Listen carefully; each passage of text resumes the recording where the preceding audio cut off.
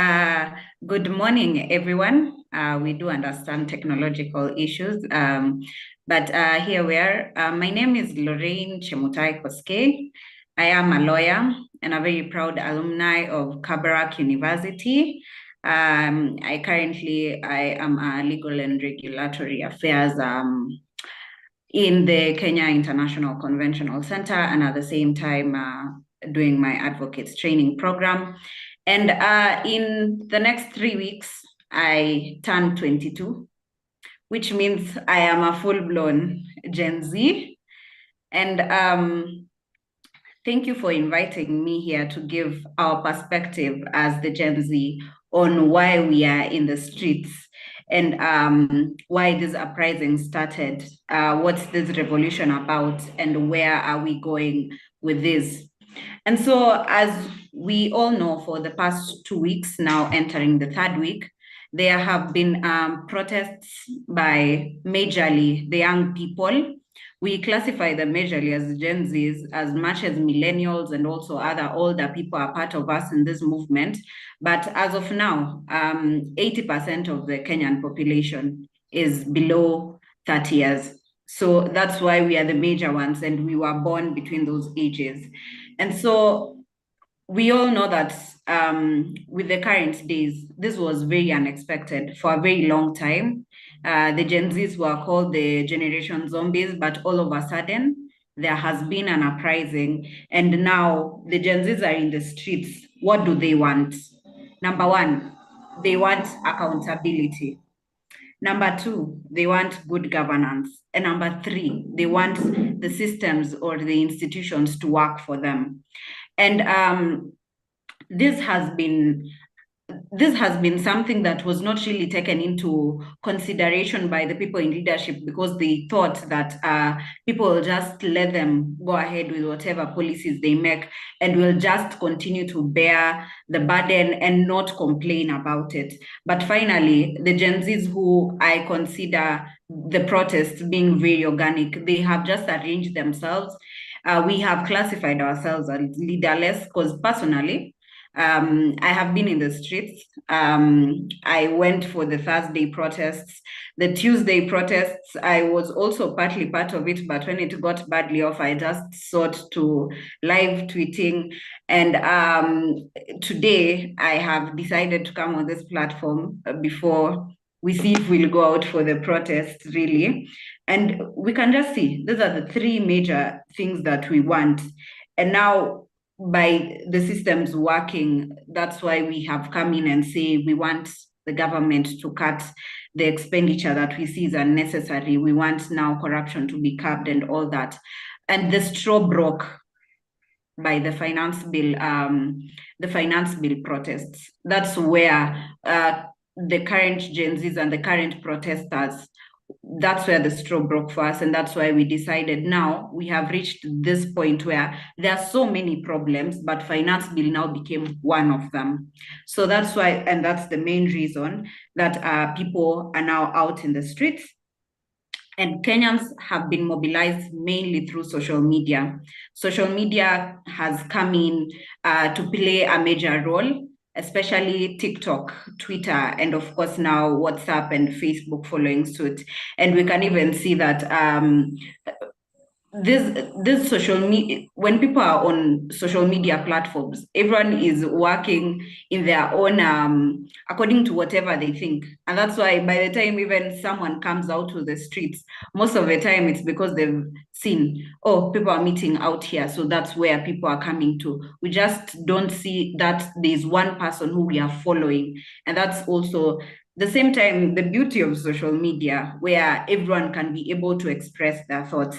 So that's where we are so far in terms of now what these protests are about, who are leading them, and why are the Gen Zs on the streets.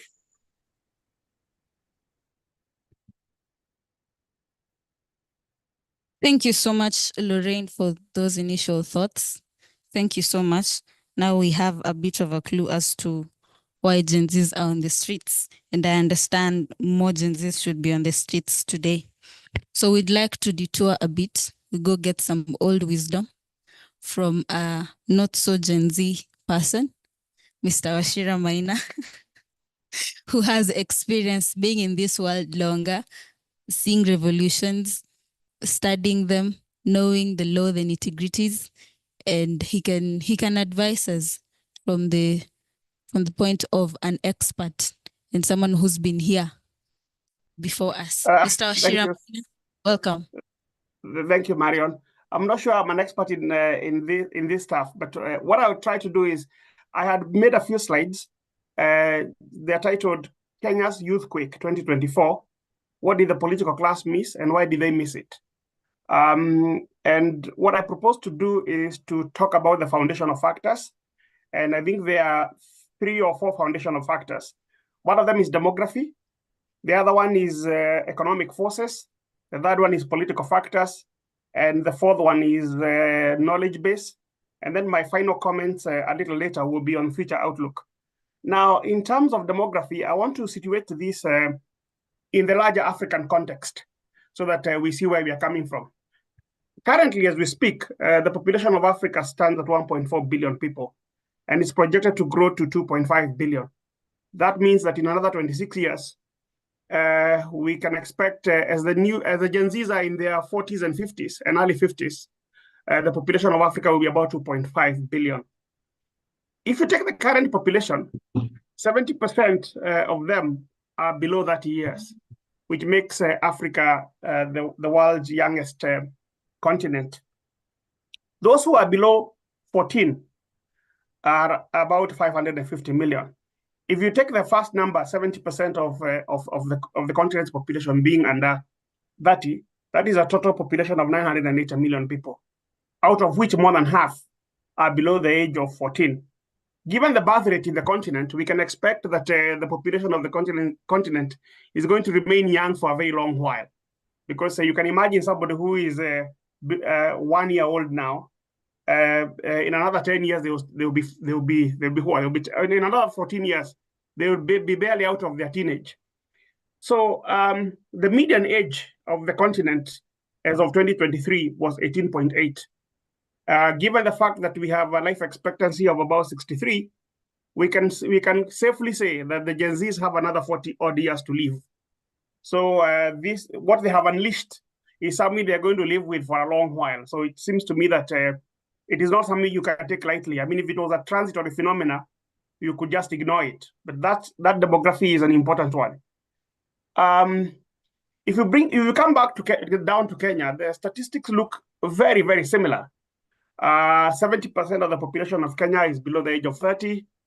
41% of that number, that is 13.6 million people, are between 15 to 29. So we've got 13.6 million people between the ages of 15 to 29 who potentially are the Gen Z cohort. 29 is a little probably towards the millennial, but still, this is the population we are talking about. Just to put this in perspective, that is almost the same guys who voted, 14 million that voted in the last election. So this is a group large enough to provide democratic legitimacy for any government that wants to rule the country. That also means that 51% of those who are under the age of 30, that is 19.5 million people, are below the age of 15. So again, like Africa, Kenya is going to be experiencing a very youthful population for a really long time. And it's not surprising, therefore, that the median age in Kenya is 19.8 million. Just to give you a sense of what this looks like, the median age in Italy is 46.8, and the global median age is 30.3. So that gives you a picture of just how young the population is. What the demography is telling us is that both in Africa and in Kenya, the population is going to remain young for a very long while. So if we are not able to address the needs of the population right now, we are going to have a major crisis on our hands. And that crisis is being aggravated by some demographic pressure. And I want to talk about that demographic pressure now. Africa is the fastest urbanizing continent in the world today. The urbanization rate in the continent is 3.5%. I know most people don't have a numbers head, but what 3.5% means is that the urban population of Africa will double in 2 decades. So that if you have a population like Nairobi does of about 6 million people, in 2 decades you will have 12 million people. Yeah, so that is, I think, an important thing to keep in mind. And the projections are that 2/3 of Africa's population in the next 30 years is going to be absorbed in the urban areas. So you've got a huge population of very young people, and you've got a huge trends towards urbanization. The first thing that tells you, it's not a surprise then that as we speak, a lot of our protests are taking place in urban areas, in the big cities that we have in the country. Because if you look at the population of Kenya, you will see very clearly that the majority of the population of urban areas is concentrated between 20 to 34. The younger people are, the more likely they are to be in rural areas. Because if you look at the population pyramid in the statistics, you'll see that the rural areas have a wide base concentrated around 15 years and below. But the urban areas have a wide base concentrated between 20 and 34. So it tells you something. It tells you that as people grow older, they are moving to the cities. And it's not I'm talking about old as in old. I'm talking just about the age of 20 to 34. That number suggests that people who are leaving high school and college are flocking to urban areas. But if they are flocking to urban areas, the theory would be that the urban areas are capable of absorbing them. That would be the assumption. But no, the urban areas are not absorbing them. But what are the characteristics of these youth who are going to urban areas and are not being absorbed by those urban areas? The characteristics are that the youth are not merely the largest component of our population, they are also increasingly educated. Since Kibaki introduced free education, universal primary education in 2003, we have not been tracking what is going on with those people who went to school in 2003. Those people, the first generation of them, the first cohort, graduated from university in 2017. And since 2017, another 6 cohorts have graduated, which tells you that the backbone of the people in the streets come from the people who benefited from Kibaki's universal primary education. That's what it tells you. Yeah. So you've got the following. You've got a very large population of young people, the bulk of whom that are in the urban areas are between 20 and 34, and most of them in that cohort are educated. That's what you have. So how is the economy responding to these people, educated and many? Unfortunately, the African economy and Kenyan economy is not responding well, because for nearly 3 decades, we've had 3 decades of jobless growth. Economies are growing, but the economies are not creating jobs in sufficient numbers to match the supply of labor. And how do I know this? I know this because the statistics from African Development Bank are saying the continent is producing 10 to 12 million people, youth, entering the job market every year. But African economies are only able to provide 3 million jobs. So we are saying that we are producing 10 to 12 million people for the job market, but we have a job market that absorbs only 3 million. So 9 million are not being absorbed in the job market. What do we do with them? We tell them that they go to the informal sector and create jobs for themselves. Okay? Now, how are they going to create jobs for themselves if they don't have capital? Their parents are financing a lot of their needs. A long time ago, government used to supply free education, free health, a lot of free services offered by government. But since structural adjustment, governments are not offering those services anymore. So those services are being offered by parents. So you've got a cohort of very well-educated people who are being told by the government to go to rural, to the urban areas to find jobs there, with economies that can't deliver those jobs, and with parents who cannot provide them with capital to start them off. So what are we ending up with? We're ending up with some very unhelpful, very scary statistics. 1 out of every 5 African youth is neither in employment nor in education or training. In some places, youth unemployment is above 50%. In South Africa, for example, it is 63%. In Kenya, overall unemployment is 10%, but youth unemployment is 35%. So what we are seeing is a huge educated, urbanized, without capital population, suffering unemployment. That is what we are seeing. Then we see that in addition to all those things, they have access to communication devices. So if you look, for example, at rural Kenya, 40.5% of people above the age of 3 have access to a mobile phone. And in urban areas, 62.6%. This is data from the national census, if you want to look at it. Now that was in 2019, the number is higher now. Yeah, so you've got, again, think about the structure we are describing. We are describing a highly educated population. We are describing a population that is highly urbanized. We are describing a population that doesn't have the capital to start a business. And we are describing a population that has access to communication devices. A communication device is used for coordination. That's what they are good for, because coordination is about sharing information. So my generation, our form of coordination was in bars and in political rallies. This generation, their communication and coordination processes are done on communication devices, mobile telephony. Now, just before I pause here to think, what is creating jobless growth? Why are we having economic growth that is not creating jobs? There are two forces that are doing this, and these are the things I'm calling the structural drivers of this crisis. The first force is the long era of structural adjustment programs that began in the late 80s and went on through the 1990s. And the effect of structural adjustment was to reduce the role of government in the economy and to privilege financialization of the economy. And it's financialization I want to discuss.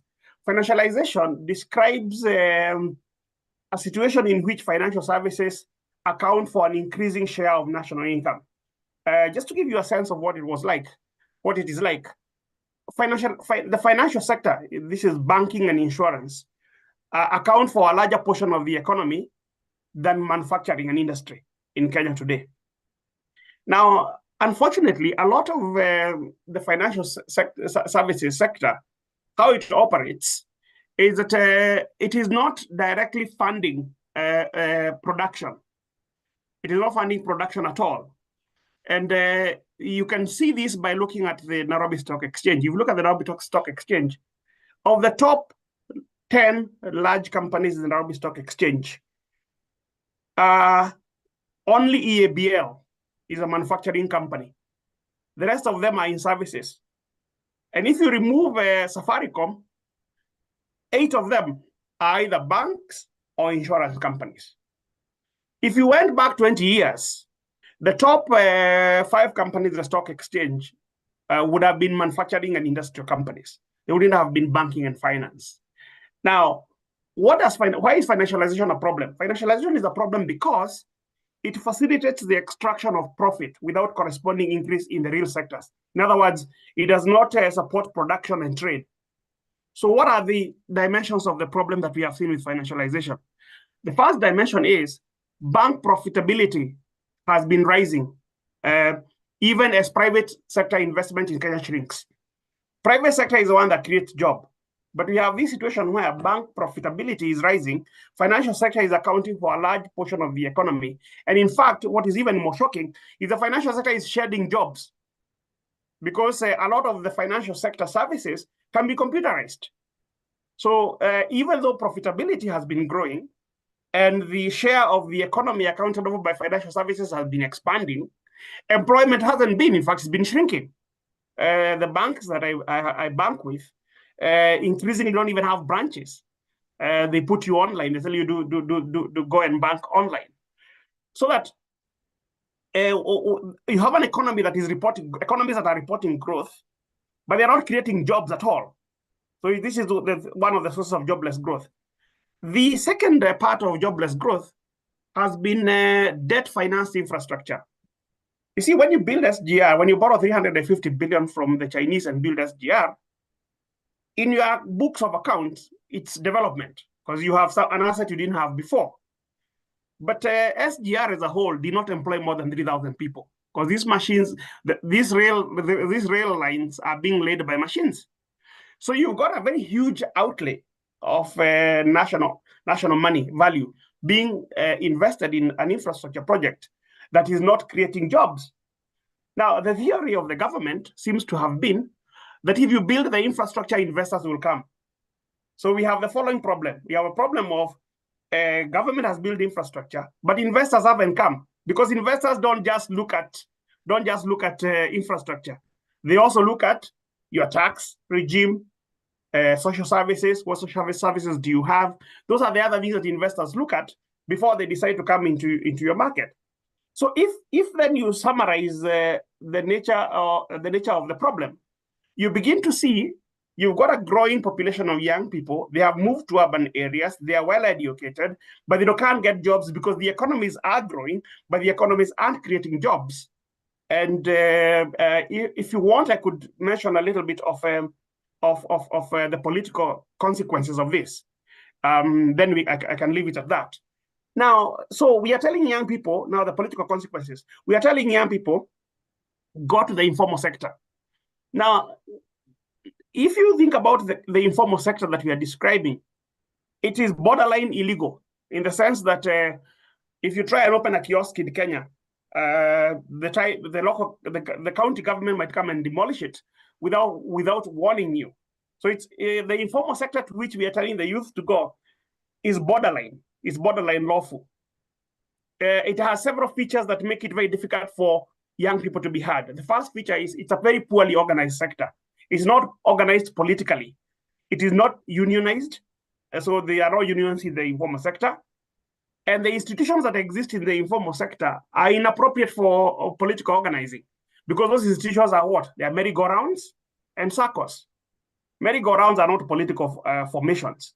Circles are not political formations. So you've got a very large sector accounting for very large employment in the country, but that sector is not organized politically. So there is no way for government to hear what the problems of that sector is, and especially not when the government also treats that sector as a public order problem. It's a problem that it's a sector that you tell them, oh, you are on an unlawful site. We are going to destroy your kiosk. Now, secondly, the youth who are not in urban areas, the ones who are in rural areas, they too have a problem of political voice being heard. Because remember what the privatization of the agricultural sector has done. Privatization of the agricultural sector destroyed and weakened cooperatives. Cooperatives used to be a way of democratizing the economy. And cooperatives were very effective voices for farmers. Now, if a young person today chooses to go into agriculture, with weakened cooperatives, 30% of the problems of the cooperative sector are actually governance. If he or she chooses to go into agriculture, they don't have an institution through which they can express voice. So you've got now, if I summarize all this stuff, we've got this. You've got educated people. The ones who are left in rural areas don't have an institution through which their voice can be heard. The ones who've gone to urban areas are not being absorbed by the formal economy. They are being absorbed in the informal economy. The informal economy doesn't have mechanisms of them to be heard. So the political system isn't responding to their needs. Whether you think about it in terms of their educated skills, their skills from education, or you think about it in terms of their economic activities, you've got this situation where the political system isn't organized in a way that it can listen to, it can hear them.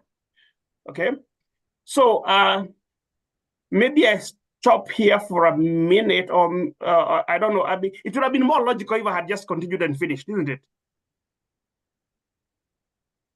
Marion? Yes. Because You can finish. Because what I've done is that I kind of made my presentation to organically link, to be organically linked. So let me just continue. Let me just continue. All right. So then, what are the factors that explain why governments, including our own government, is unable to respond to the pressure and the needs of the young people? Let me go back to political economy. The character and the policy choices that a government makes is usually influenced by who voted for it and who financed it. I think there was a clip circulating on social media where the president said that the role of money in the politics of Kenya.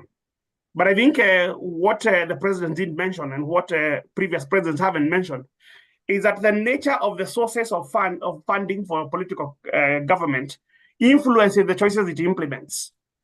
So that, for example, before I go to the example, in most countries, because voters are fragmented and many, they don't influence the government as much as financiers do. If we go back to the Kibaki regime, for instance, the Kibaki regime was financed mainly by the financial sector and bricks and mortar institutions, people who financed Kibaki's campaign. So what Kibaki did when he became president, the first thing he did was to create an economy in which those people who had financed him could flourish. It was not an accident that the financial sector did so well under Kibaki. It is because those are his financiers, so he took care of them. Now, the financiers of both Uhuru Kenyatta and President William S. Ruto, they are mainly from the contractor elite. And they don't care whether the economy grows or not. Those financiers don't care whether the economy grows or not. They only care that the government has projects.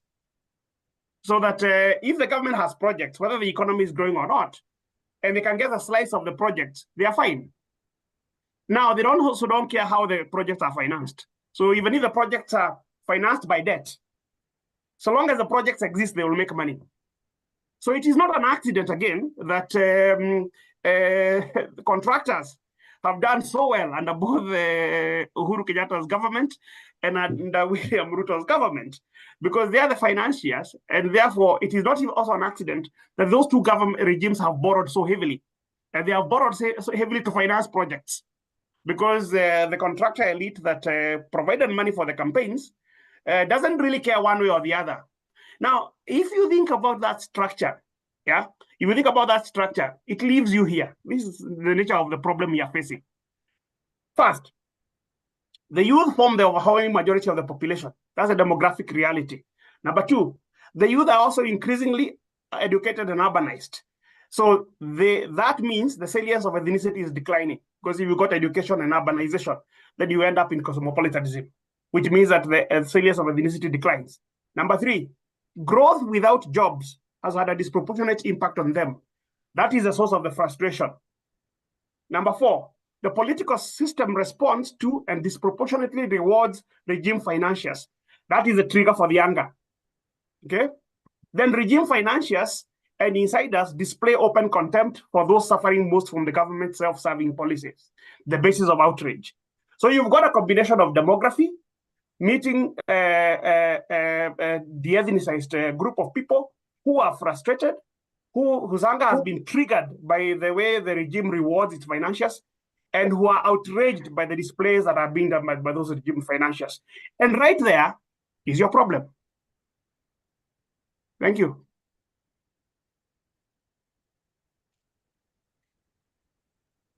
Thank you so much, Mr. Wachira Maina. We trust you with the statistics always. Thank you for contextualizing many things. And now the statistics, Marion, the statistics are actually from the government. But you brought them to us. So we thank you for going to wherever the government has put those statistics so that we can get them from you. You are our source. If we were to write, we'd cite you. So thank you for that.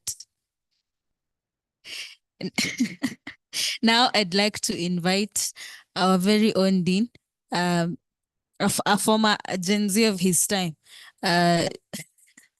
Whatever you are now, I'm sure during your times, you are the embodiment of the current Gen Z. Welcome. Tell us your thoughts on how we got here. Karibu. Thank you very much, Marion. And I hope Wachira and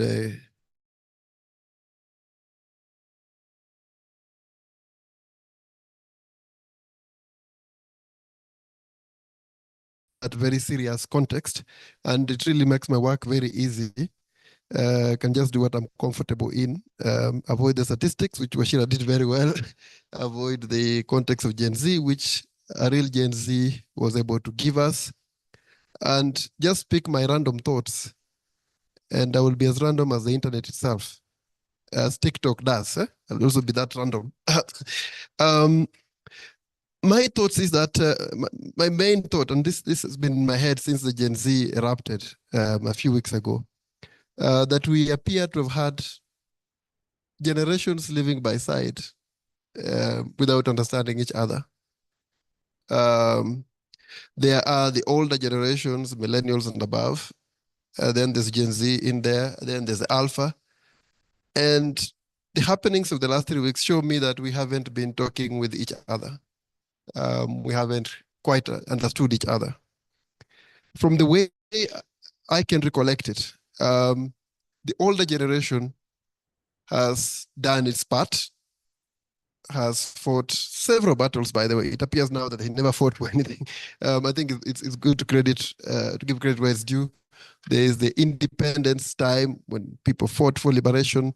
If you remember the Kavirondos, the Mau Maus, and all those. And I think their main fruits were coming in the 50s, 60s, when we eventually got our independence. A lot of those people are no longer with us, as you know. Wachira was able to give you statistics. We are a very, very young population.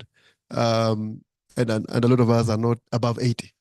That would have fought in 1950s. That generation then left to the next one that has done wonders also. 1982, you know those things we fought here. 1991, 92, multi-party liberation, what we call the second liberation. We have had a fight for a new constitutional order.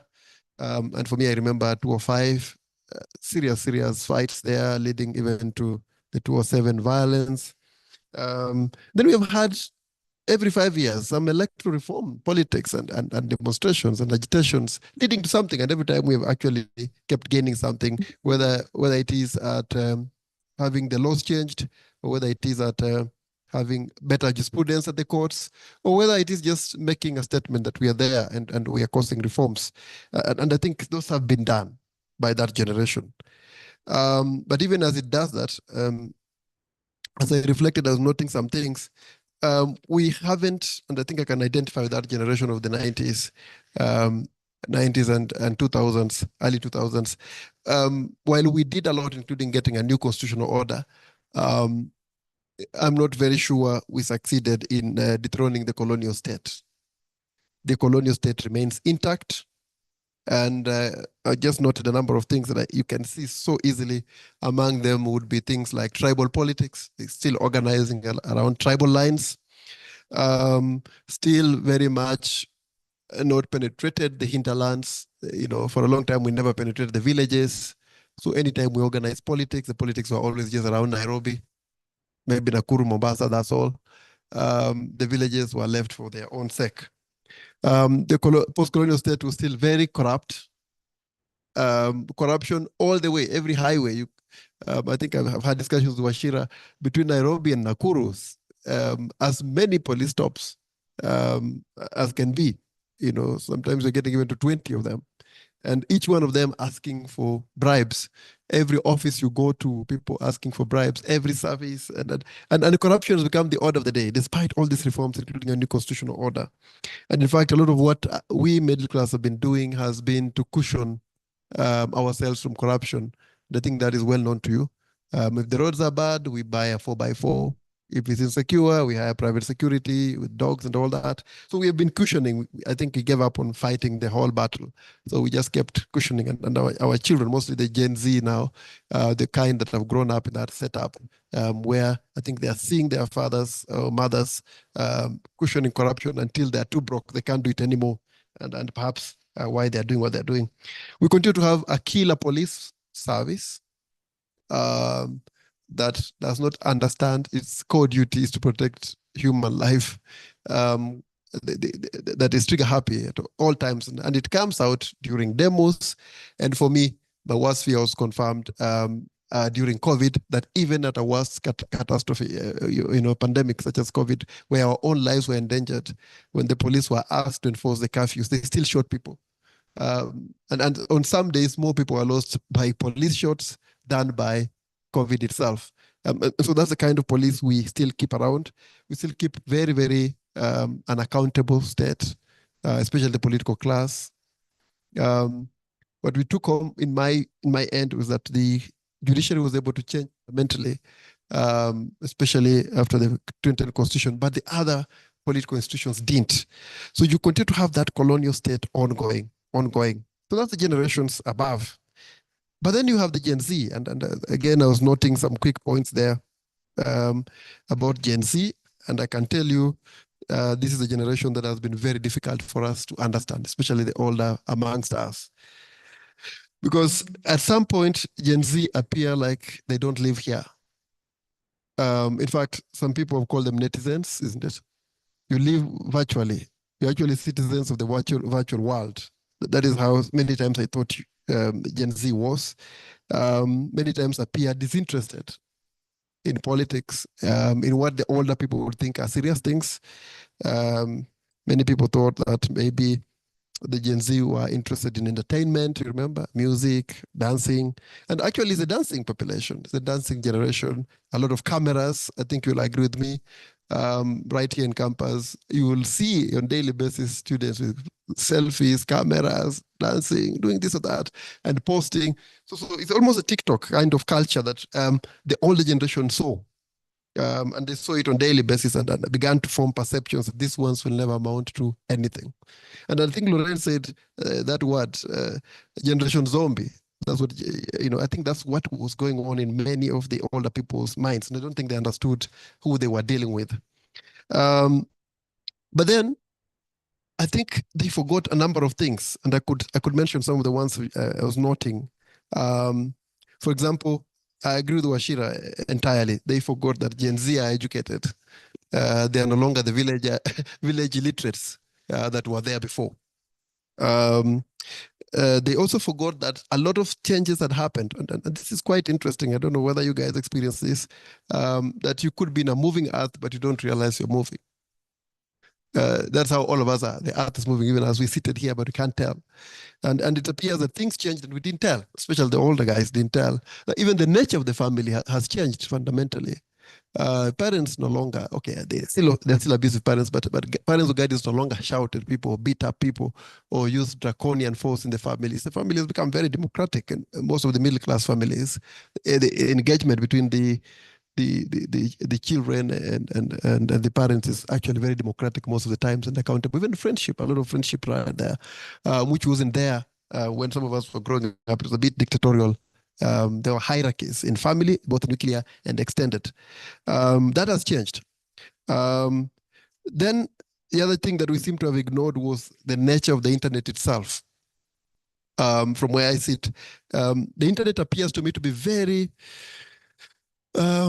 egalitarian in one sense, although not always, as we shall see later when I make my other remarks when we do the other round of questions. And it appears to entertain no hierarchies. Anyone can grow up in the internet, and I think a lot of what happens there is if you are following, if you have traction on your site or your account, whatever, you appear to have a lot of say and a lot of control, but that doesn't even make you big enough. Anyone can tell you whatever they want to tell you. And whether the president signs onto the internet or chief justice or whatever, people can tell them whatever they want. There's actually no hierarchies there and a lot of freedom on the internet. And that's the virtual reality that the Gen Z have lived through since their childhood. So they have an experience of demolishing structures, questioning authority, asking questions, commenting, and without hindrance. And they can actually sign out of your account if they've been following you. They can unfollow you en masse if they wanted to. So they have power right there in that world of theirs. The other thing you also see in the internet is that it entertains a lot of exchange of information, far more than it has ever happened before. And a lot of that is also pictures. A lot of that is also news. And the news that comes on internet is not edited. It's not mediated. I remember listening to the former media person for the second president of the Republic, Mzee Daniel Moi, Linjiru, talk about his work as a press person for the president. And I remember what he said he would do. I think this was televised. He has already written a book, and he talks about his work. So he would say things like, for example, if they were in Kabarak High School, where the president was on Sunday, every Sunday nearly, and the president said that, asked Kabarak students to work very hard and be the best, he would not report that. He would actually report that the president has asked all high school students in the Republic to work hard. So if it was reported that the president asked Kabarak students to work hard, that was going to be very sectarian. It would cause division. But what the public ended up hearing is that he asked all students of that age to work hard. So there's always a lot of mediation in the media houses. They controlled what we got, mediated what we got. For example, if a minister had an expensive gadget or car, the media would never show that. But internet is going to show it the way it is. And so a lot of the information the Gen Z has gotten has actually not been edited. It's as it is. And so they get all the raw images, including violence, including corruption, including all that. And I think that registers in their mind. And it can explain it from where I see the anger that you have seen. The other thing that has happened with Gen Z over the internet is they have actually also witnessed revolutions there. I think the most serious I can speak about, it would be the Me Too movement. That to me is a revolution. And Gen Z witnessed serious people being called out, whether it was the film industry, with all respect, Hollywood, you saw that, very, very big people in Hollywood, very, very big people in big universities and big corporations were called out for violating women. And Gen Z could see that. We saw the roads must fall, and just recently we have seen the Israel-Palestinian war and what internet could do and what Gen Z could do on it. Of course, we have the revolution, the Arab Revolution and all that. So Gen Z have actually seen revolution. And I suspect that these kind of things might have created a consciousness from where is it among the Gen Z, yet unbeknown to the other generations that this was happening. Because this was happening virtually where the other generation does not live.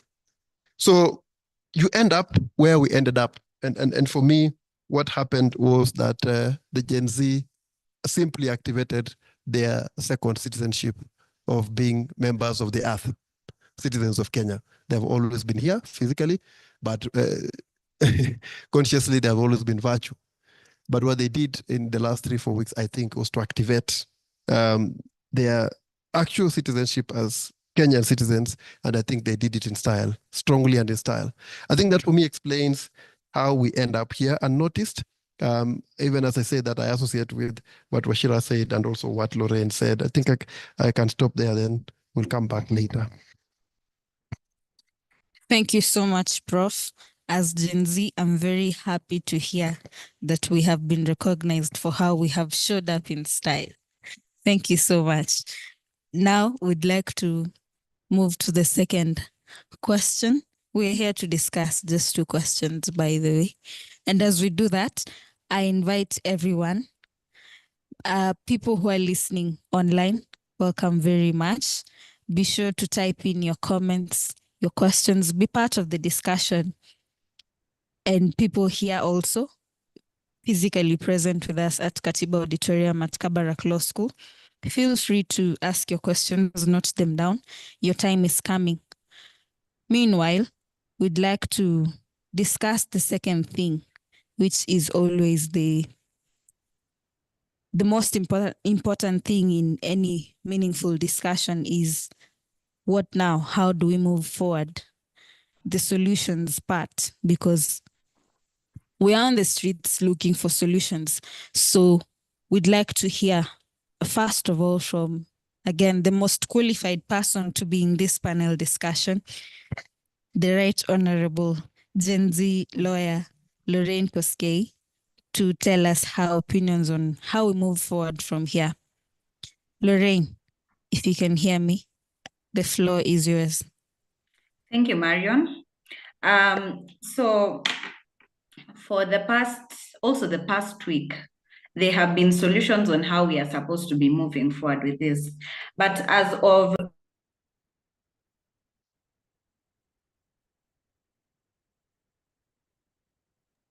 Please unmute.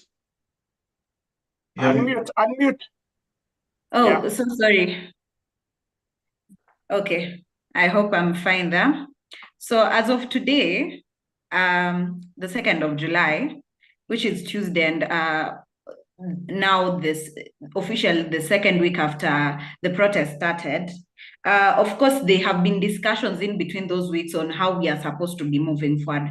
But it's very saddening to me that as of today, there are still some people who are missing. We have missing people. We are currently mourning several people. We have several people in hospitals, and there's always fear of social media censorship. And also, these MPs are taunting us of how not only the MPs, but also you find the SRC is now coming in, the Teacher Service Commission, and of how since you rejected the finance bill, this and this is not going to happen. So we are now trying even to talk of now, how are we moving forward? But it's so sad that even before we start moving forward, we are already seeing that the political class has no political goodwill to be able to help us move forward. So that's a very big concern to me. By the time I was reflecting on how are we supposed to be moving forward, and we as the Gen Z, I've heard Professor Ambani talking about the conversations lacked in between the intergenerations. And as of now, as of today, the president promised that he's going to come into a Twitter space, and we are supposed to talk about these issues. But what's the problem here exactly? As per the Sunday presser, we can already tell, and the previous pressers, we as the Gen Z already have a lot of trust deficit. We are not, we simply know him as the lying and flying president. And so even by the time we are trying to look for solutions on how are we going forward to this, we are already in our minds, we are not convinced that they are ready to come onto the table. We are not convinced that these dialogues that are being suggested that should be held are going to come to be.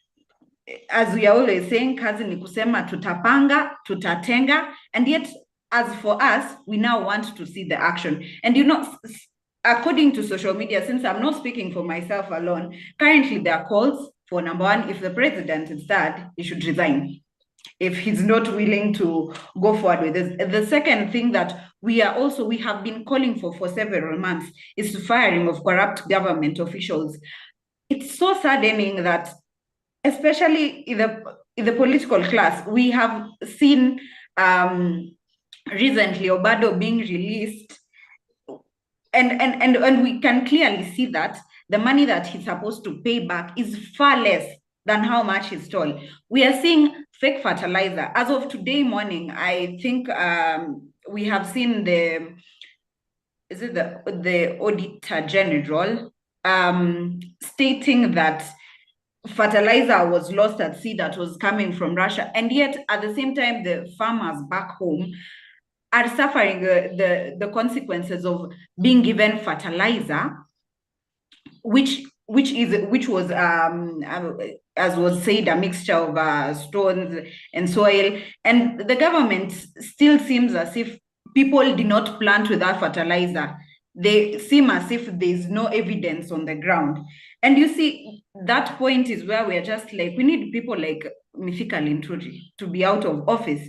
And the other thing is, currently, as much as we see the dishonesty in terms of also these government officials where the interns are not yet posted, and they are feeling that Susan Nakhumicha is not someone who is fit to hold that office because we are even questioning your qualifications.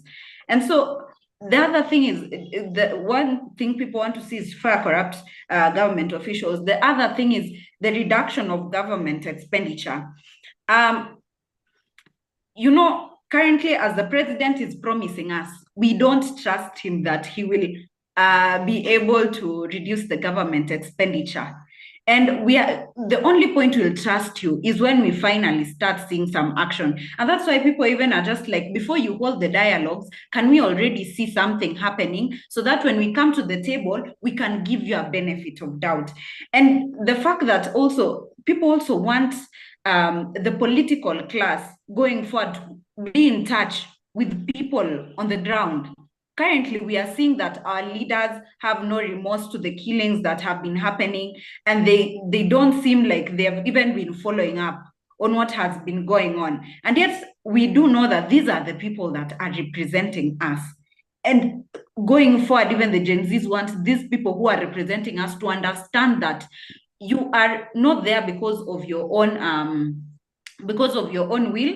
You are there because we have also chosen you. And we have seen, as Mwalimu Wachira said, of how the financing and how there's so much that comes into politics in such a manner that by the time these leaders we have chosen are getting in front, are going into parliament, are getting into these seats that they're getting into, there's a lot of interests that are being served that are not of the citizens, but rather of the other elites, of the contractor elites, as was said as of now. And so what the Gen Z are also saying is, as we go forward, can we see a change in that? Can we see that people, as much as, yes, we understand that politics and of course elections, there's a lot of money pumped into that and invested in that. How can we be able to change the culture and the society in how we conduct elections and how leaders are chosen and they go in to represent people? They want to see that connect between the people who are in the offices and the people on the ground. We want more remorseful leaders. We want more understanding leaders. We remember last week's clip where the MPs were being asked, now what about the development? And they were just like, maendeleo gani? And of course, people are already holding a grudge. And that's why they're on the streets today again. They're already holding a grudge that we want to move forward, but these people don't want to move forward. And of course, now people are also now calling of the reconstitution of IEBC as a way of moving forward, so that we can be able to also recall the MPs that we are supposed to recall, because we have seen very many MPs, especially, who are always seem to, they're the ones who run the government. And there's this notion that is very saddening that very many, they are extremely entitled kwa hakuna kitu mtafanya. And now Gen Zs are showing them kwa hakuna kitu tutafanya, by the way. And you see, that's the language they are speaking out here, and that's what they want. So far, I do know that there are protests lined up to Sabasaba. And funny enough, there is also another protest that has already been slated to occupy Ministry of Health on 8th, which is continuing, which seems that at the end of the day, if the political class is not ready to come back to the drawing table and try to be sensitive to whatever is going on and try to address matters. And funny enough, if you go online, since that's where I'm also getting most of my information about this protest, is people are even giving the suggestions on how to move forward. But the problem is, we as Kenyans do not trust that these dialogues that are being arranged are going to help us. People now want to see action. And so when let me just lift them down, as I have stated, because I've really explained on what we expect when we say that where are we going. Number one, we just want the current we want to see that the president take charge of his house. We want to also see that in that sense, he's able to call out and fire corrupt government officials. The other thing we want to see going forward that will really help and also help calm this protest is the reduction of expenditure. We do understand that the president claims that every time he flies out, he's going to bring in investors, he's going to bring in businesses, but just work on the things that are here first.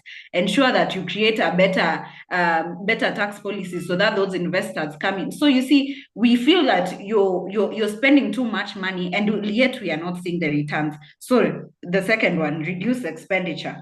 The third one, ensure that the political class and the citizens are reading from the same page. Right now, we know it's quite hard, and he doesn't know where to start, and and probably that's where also people are also mad, because we would want to give you time, but we gave you 2 years.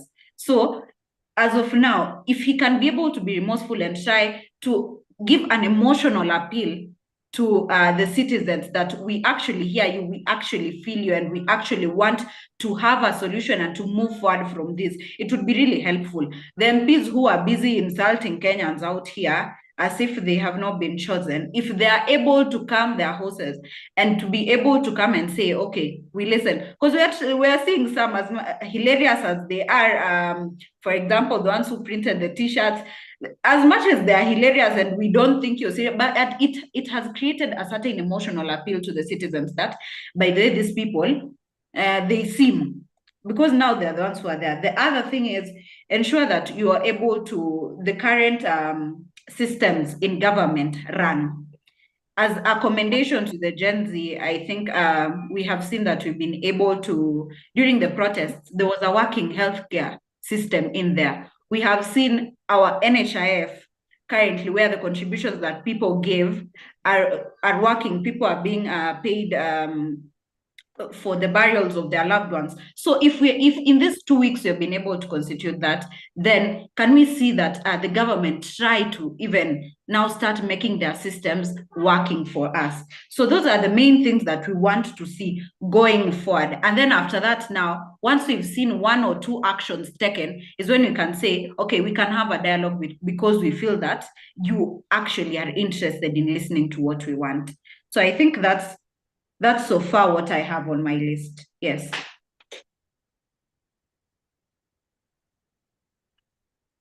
Thank you, Lorraine. That's quite the list. Thank you so much. See, Gen Zs have ideas, huh? Thank you, Lorraine.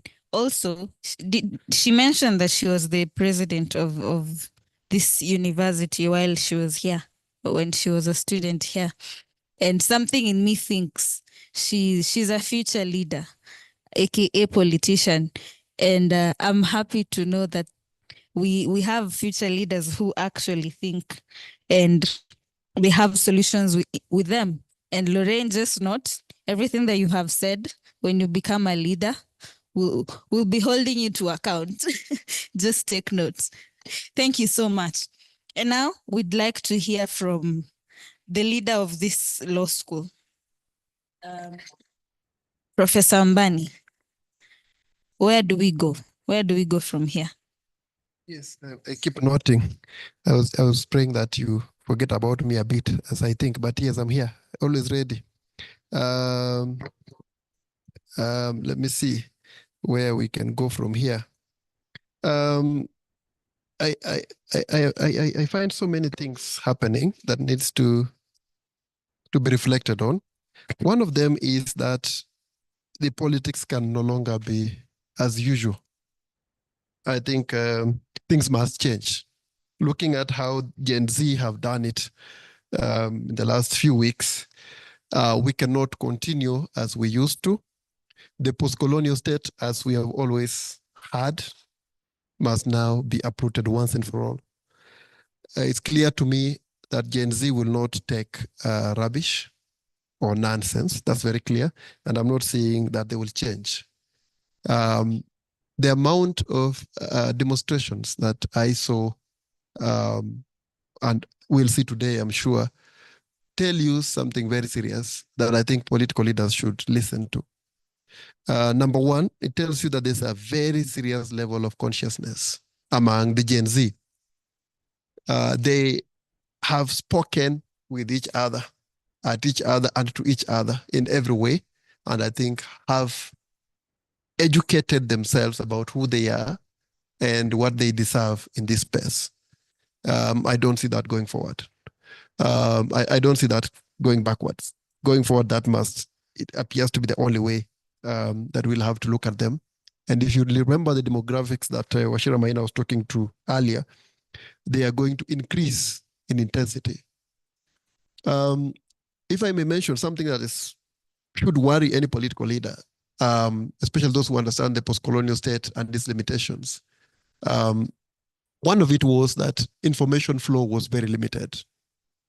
We were never able to talk to our people or to mobilize our people to revolt. That was very difficult. Media outlets were limited and all that, but now through the internet it's quite possible. The other limitations we had in the post-colonial state was that the hinterlands were always left uncovered, especially by the opposition.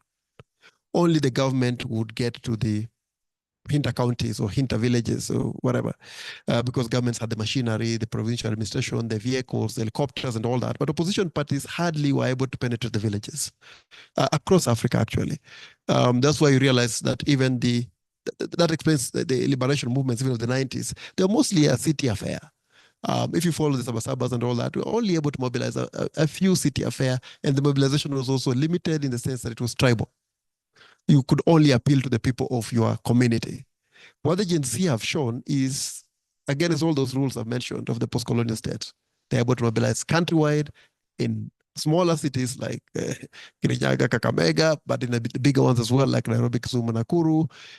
They're able to cut across gender. They're able to communicate effectively and instantly because of the internet. That must worry every politician. And I don't see a different solution other than uprooting the colonial state as inherited. Institutions that you could point out, for example, the police. I think it's time the police changed. I don't think it can continue the way it ran affairs before, or otherwise it is going to go down. And if you doubted the Gen Z have the tools to do this, look at how they've been able to shame particular individual policemen that, for example, have been shooting at the ordinary citizens. They appear capable of picking a picture. They appear capable of circulating it, getting the contacts of your family, wives, where you stay, and all that. And that is serious. Once you individualize, you isolate and individualize whoever is oppressing us, they become scared. And so I think there's no discussion about that. The state will have to give way. And not just the state. You'll notice the conversation about churches, mosques, institutions of learning. I think universities will be in a serious place in September. I think especially universities that have not put in place proper dialogue with the students are going to have a very difficult time managing professional organizations like LSK. And by the way, even before we talk about Gen Z on the internet, the LSK has already been suffering a youthful revolution. A lot of our meetings have been taken over, a lot of our elections have been taken over, and a lot of the positions now go to the younger population. From the chair is a very young person, chair of the LSK. She's not an old woman, she's a very young lady. It tells you that there's already a youthful takeover even there. And that will continue. The doctors you've seen, the interns have been able to stage very serious fights recently, and I don't see that they will change. That is going to continue as well. So all institutions must already prepare for this generation. And if you think this one is serious, then you haven't seen the alpha. I suspect it's going to get worse as time goes by. We have to deal with that. I have a point on, for example, President William Ruto. And I think there is a problem there. Me thinks that he has very few options. Me thinks that he has to look at some critical junctures in our history and perhaps learn from them. I can mention a few. I think the most serious was 79, 69. That was a critical juncture when President Kenyatta is stoned in Kisumu, Russia, if you remember, Russia Hospital. 82, Kenya, then attempted coup around there about another critical juncture, I think about his 88 elections, and then what followed after that, the no longer elections for those who have read among the younger ones. Then we had a serious atrocities across the country, a serious revolt leading to 1990, 1991, 92, then about multi-party reforms. Then from there, agitations for constitutional reforms. And again, Ruto will do well to look at 205. I think he was mature enough to see the referendum and what happened there. The 207 violence that followed soon after. And there have been a lot of critical junctures that he can look up. He can look to and study and then see what to do. One of the things he can learn, I think, is one, that I think he has a credibility deficit. Actually, it was there. It has widened significantly, in my view. From where is it? So he can only do what, for example, President Kibaki did in 2005, but even that didn't help him. When there was a mass revolt against the constitutional document that he had suggested. With Ruto were dealing with a finance bill, but with Kibaki were dealing with an entire constitutional order. He had to change his cabinet, he had to incorporate more members, but that still didn't help, because we ended up fighting as a whole nation in 2007. Those what we called post-election violence, 2007, 2008. Ruto has to be very careful about that, and the President Ruto. And I think that among his options must be, and I think I agree with Wachira on this, because we've had discussions, must be a reshuffle of cabinet, and to include more of the voices that have not been included. Otherwise, I think the credibility deficit will continue, and I am not sure what will happen in 2027. I'm also seeing that there will be a very, very serious political vacuum. To be honest, and I think I'm entitled to my opinion, I also don't see a credible opposition either. And what happens with nature is that when there's a vacuum, then there will be a rush to fill it. I foresee that there will be a lot of movements, especially of young people or people associating with the young people, trying to express themselves ahead of the 2027 elections, so that they can fill this gap, because I can see a clear vacuum. There could be a worse scenario that I don't even want to think about. A worse scenario is a president with a credibility deficit trying to win an election in 2027, and you know what that could imply. That scenario might end up very badly. 2027 might just be a joke. So we must look at all these scenarios and see what we can do to mediate them. On the other side, as a Pan-African academic, I'm very worried, but also celebratory of the internet. I'm really very worried, but celebrating at the same time. Celebrating because the internet has proven to be powerful. I think I've already mentioned that. I don't need to repeat. Proven to be a very good place to mobilize. And our young people have shown it, that they could mobilize and move from the virtual to the physical and act. Mobilize very fast across ages, across sexes, across tribes and all that, and do action for themselves. So the internet will continue to be powerful. And again, any political leader now must take the internet very seriously. But there's a problem with the internet that I think we must think about seriously as we move forward now, much more than ever before. Number one is that we don't even own it. It's not an African ownership. In fact, it's predominantly American, a bit of China, a bit of Russia, or just very limited Europe. Okay, so we don't own it. So the platform that we are enjoying today is not ours completely. And even as we don't own it, it is also very monopolized.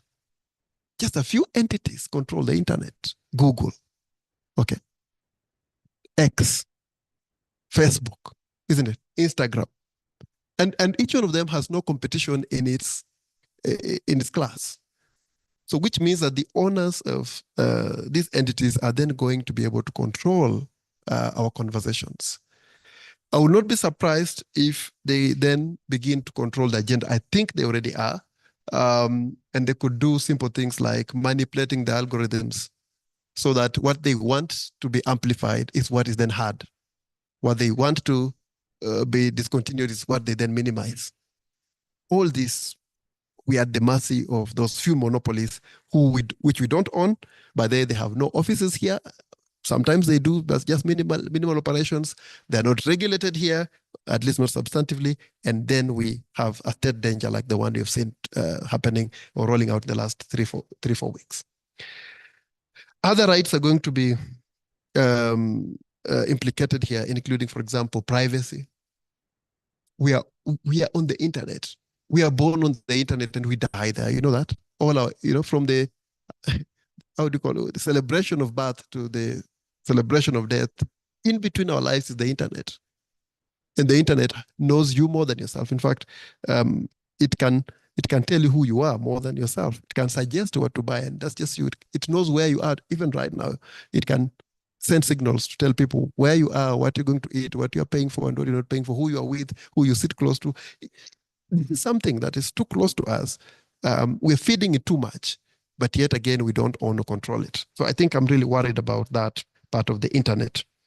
I'm also worried about the fact that it is also not necessarily applicable to everyone. There are still inequalities that we need to address because not all Kenyans can access the internet. I had a discussion with some of my friends over the weekend, and this issue came up, and my suggestion was actually they suggested that we need to start talking about the right to internet. Of course, that conversation has been there, but talk about it a little bit more seriously. Because if that is going to be the platform for conversation, including the X space, then we better be on that platform, all of us. So we must start taking care of those who are not on it. And to have internet means much more things also. Then we also talk about the right to electricity, which has been suggested before, but now we must think about it also a bit more seriously. But then we're also talking about the right to a gadget. So conversations then need to be had around this. But remember also that if, say, we are going to zero-rate gadgets so that all Kenyans can access, remember the gadgets are all imported. We don't make that. Again, it's not an African thing. It means also giving capital to foreign countries. So we must start thinking about this much more seriously as we move forward. And those, I think, are conversations that I think we must have if our society is going to go forward. But yes, to summarize, our governance must change. Thank you. Thank you very much, Professor Mbani. As you're presenting, I remember that you have studied human rights as your LLM and your PhD, which would explain why all this for you comes back to having rights, novel rights, really, like the right to own a gadget. Thank you very much for highlighting that. Now we'd like to move to our elder. I say that respectfully, the most experienced person in the room, Mr. Wachira Maina. Tell us what next. Welcome. Yeah, thank you, Marion. I'm usually skeptical about experience. Some people never seem to learn from experience. So you can also have cumulative inexperience after many years of trying to do the same thing. Now, I want to say 4 things. One of them is to say that what the government needs to pay attention to global trends. What happens whenever a population is youthful and educated? Latin America, the left-leaning governments of the 60s educated their youth.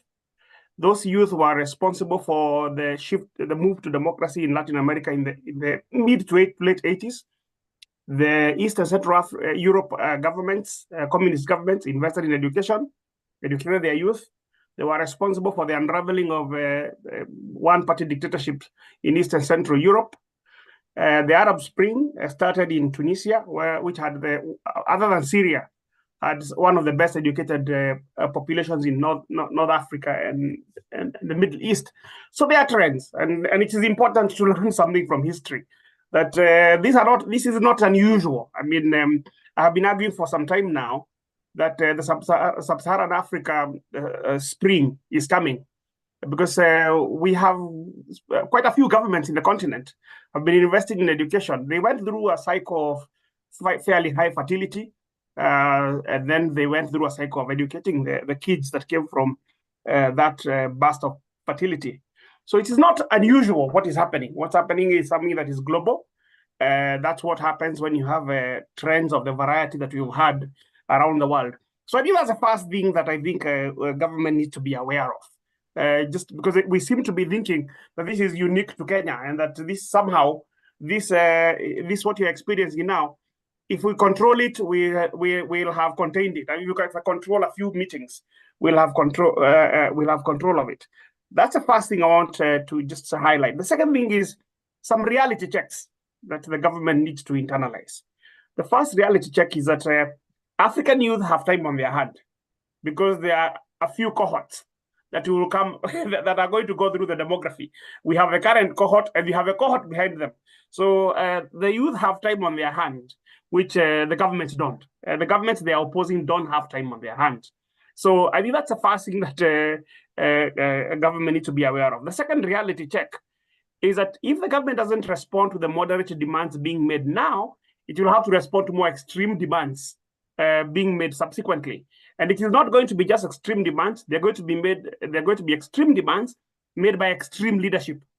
When Raila was leading these protests, it was very easy, because then you give him a call, you invite him to a State House, and you have a chat. And whatever you agree quietens the country. Now, the power of leaderless organizations, and there's a whole literature now emerging on the power of leaderless organizations. The power of leaderless organizations comes from not having somebody you can talk to. And in fact, the person you try to talk to is immediately ostracized from the organization, from those leaders' organizations. So the more you try to co-opt, the more, first of all, the more extreme the demands get, and then the more those you have tried to co-opt are delegitimized. So you really don't have a legitimate leadership that you can talk to. I think that's the second reality check that the government needs to internalize. The third reality check is that in a country like Kenya, where most regime financiers actually invest in the country, most of the people who do this contractor government work, they also invest here. In a country like that, if the economy begins to get shaky because of protests, the regime financiers tend to defect. They don't hang around waiting for their economic welfare to be completely destroyed. They defect and they go on the side of the protesters. So if our regime financiers were taking money abroad, it would have been a completely different picture, because then they can tolerate a fair amount of violence and a fair amount of chaos in the country because their money is safe. But the reason why Kenya never goes through a long phase of political violence is that after 2-3 weeks of protest, the businesses owned by this same political establishment begin to suffer. And that's why we always get together and do a deal. That's why we have always done deals, IPPG, 2007, 2017. We are always doing deals because the elite that is involved in politics can't abide a prolonged state of stasis. They can't abide that. So the warning, I think, to government would be that as soon as the regime supporters begin to suffer, they are going to defect. And they are going to defect either to go to the opposition or go to the side of the youth. So those are the three reality checks that I think government needs to recognize. Then the second thing, the other thing I want to talk about is the core issues that the government needs to address fast. Everybody has mentioned this problem. I think we need to understand the nature of the crisis that the state is facing. And I think Dean Ambani's characterization of it as a colonial state is spot on. But I think beyond the sort of macro political question, it is the nature of the current crisis. The nature of the current crisis, it's demographic and it's economic. None of those two problems can be solved quickly. So I keep saying President William Ruto does not have an economic problem. He has a governance problem, and that governance problem is trust and confidence. So he spends a lot of time talking about economic reform. But like everybody has said, the problem he's facing is credibility and trust. Even if he had an idea that could work, we don't believe he'll implement it. And people don't believe he's going to implement it. So what he needs to address is that lack of trust and confidence. And unfortunately, that his preferred approach is to promise talks. Now, unfortunately, that won't work either, because most people will say, look, we've been with you before. We know how you treat your promises. So he needs to take action. And that goes to some of the things I would suggest going forward. The truth of the matter is that the president needs to make some fairly painful sacrifices. His greatest mistake, in my estimation, is to get people who are reasonably good at campaigning and getting him into office and assume the same people would make good advisors in government. That rarely happens anywhere in the world. The people who are good at getting you in office are usually not good at keeping you in power. People who are good at keeping you in power understand that power is a friable commodity. It's staying power, and its ability to serve you depends greatly on how you are able to consolidate and stabilize it. Now, the people who are good at campaigning, these are people whose go-to approach to politics is floweriness, excessiveness. Those are the sort of qualities. Government needs moderation. Government doesn't need those sort of excessive. Government needs moderation. How you govern in as they say, you campaign in poetry, but you govern in prose. Government needs moderation. I think that he's going to have to let go if he wants to survive this crisis. He's going to have to let go a lot of his core advisors. Now, that's going to be very, very difficult. So number one is making painful sacrifices. Number two is bridge building. The president roundtable on Sunday. It was Sunday. I think it was Sunday. The roundtable on Sunday with the media actually cost him a lot more. Even the moderates who are convinced that there was a way out of the crisis, even they are now doubtful that there is a way, that the president has a way out of the crisis, because he didn't acknowledge any of the illegalities that were of the police. He didn't mention in any sensible way the families of the people who were killed. He was caught on this question of the youngster, 12-year-old, that was shot 8 times, and his response, for many people, that characterized his own understanding of the nature of the crisis that he's facing. So he's going to have to sort of do a lot more introspection than he has been able to do. I think, and the introspection has several dimensions. First of all, is to accept the illegalities of the officers of the law, and then secondly, is to stop defending the finance bill. He kept defending the finance bill to the last. So he must stop defending the finance bill. In a democracy, government implements what the citizens have chosen. So no matter what his personal preferences are and how strongly he feels about his personal preferences, we do that in totalitarian regimes. That's why the personal preferences of leaders are implemented. But if you're in a democracy, sometimes the suboptimal choices of your people are the ones you implement. And you don't complain that you wish you had a cleverer citizenry. You don't have the cleverer citizenry. You must rule the people you have. It's like bringing up children. Bring up the child you have. Don't bring up your neighbor's child because you want your child to be like your neighbor's child. Similarly, in a democracy, you govern the people who you have. If the people who you have don't want a finance bill, it is not your place to say, this finance bill would have been excellent for you guys. This is for your own benefit. I was doing this for you. We don't want that. Nobody in a democracy wants that. They want their own suboptimal choices implemented. Implement the suboptimal choices, and at the election time, remind them that the only reason why they are suffering is because you wanted a better thing for them, but they didn't believe you. Now this time, trust me, I know what I'm doing. Then they say, yes, we trust you this time round, but you can't keep defending bad decisions. Now, so that's the second. The other thing that could be done, the president needs to think about quick wins. There are some things that are really, really easy to win. Now, I was looking today at presidential motorcade. The motorcade was going somewhere. I don't know where the president was going. And it struck me that the presidential motorcade has doubled to what Uhuru used to have. And Uhuru had doubled his to what Kibaki used to have. So as we become poorer, we have increased the size of the motorcade.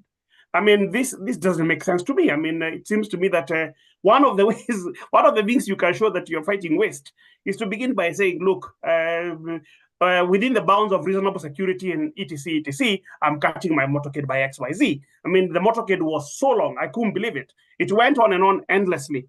And I was like, this is not how you show your whatever, how you show your commitment to whatever. The final thing that I would like to say, the final set of comments I would like to make.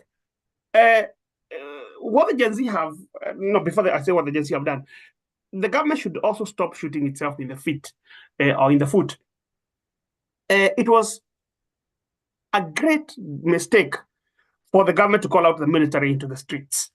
It was a really, really bad mistake because first, the fact that the military came out and didn't shoot just suggests that there is a certain perspective in the military that this is not our fight. That's what the military basically. And then the second thing that is worrying, if I was in government, is that the military were being treated as an army of liberation. You had all these people gathering around them and cheering them on. I don't think you want to plant ideas in the military that they are more popular than you. I think it's if you are the president of a civilian administration, the last thing you want to do is to plant the seed in the military that they're actually more popular than you are. You're the commander in chief. Why are you allowing the military to outflank you and to look better than you? I think it's a really important thing not to call out the military unless you are sure they're going to do the political dirty work. And the Kenyan military, after the reforms they've gone through, I don't think they are in that space at all. So I think that's a really major mistake. Now, finally, I want to make a comment about moral reset. I think one of the greatest things that has come out of this protest over the last 3 weeks is the moral reset the country is going through. the fact that priests who are inviting politicians to Harambes, their people are writing to them, their congregation, the younger congregation are writing to them and telling them, oh, we are also coming for the Harambe. And suddenly you see the priests calling off the Harambes. I think the greatest failure that this country has experienced, morally speaking, is the bastardization of moral institutions like the church and schools, where a guy goes and steals money from the public. We know he has stolen money. Then he comes and donates a few pews to the church or the belfry for the bell, and he suddenly made a church elder. This is a very dramatic failure on the part of the church. And I think the Christian church is probably a lot more affected by this than the mosques. The mosques were, for example, even during these protests, the mosques showed themselves more open to providing succor, providing shelter, providing whatever to the protesters that the church did. The church was busy blocking people from going to places of worship, a place where you're supposed to find safety. So I think the moral reset that the country is going through, where people are beginning to say, look, we as a country, we've gone wrong. We are not respecting values.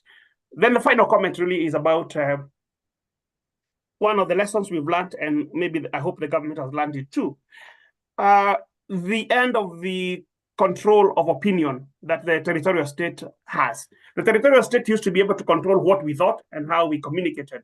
And it was able to do that because it could control a newspaper, it can control radio, it can control whatever.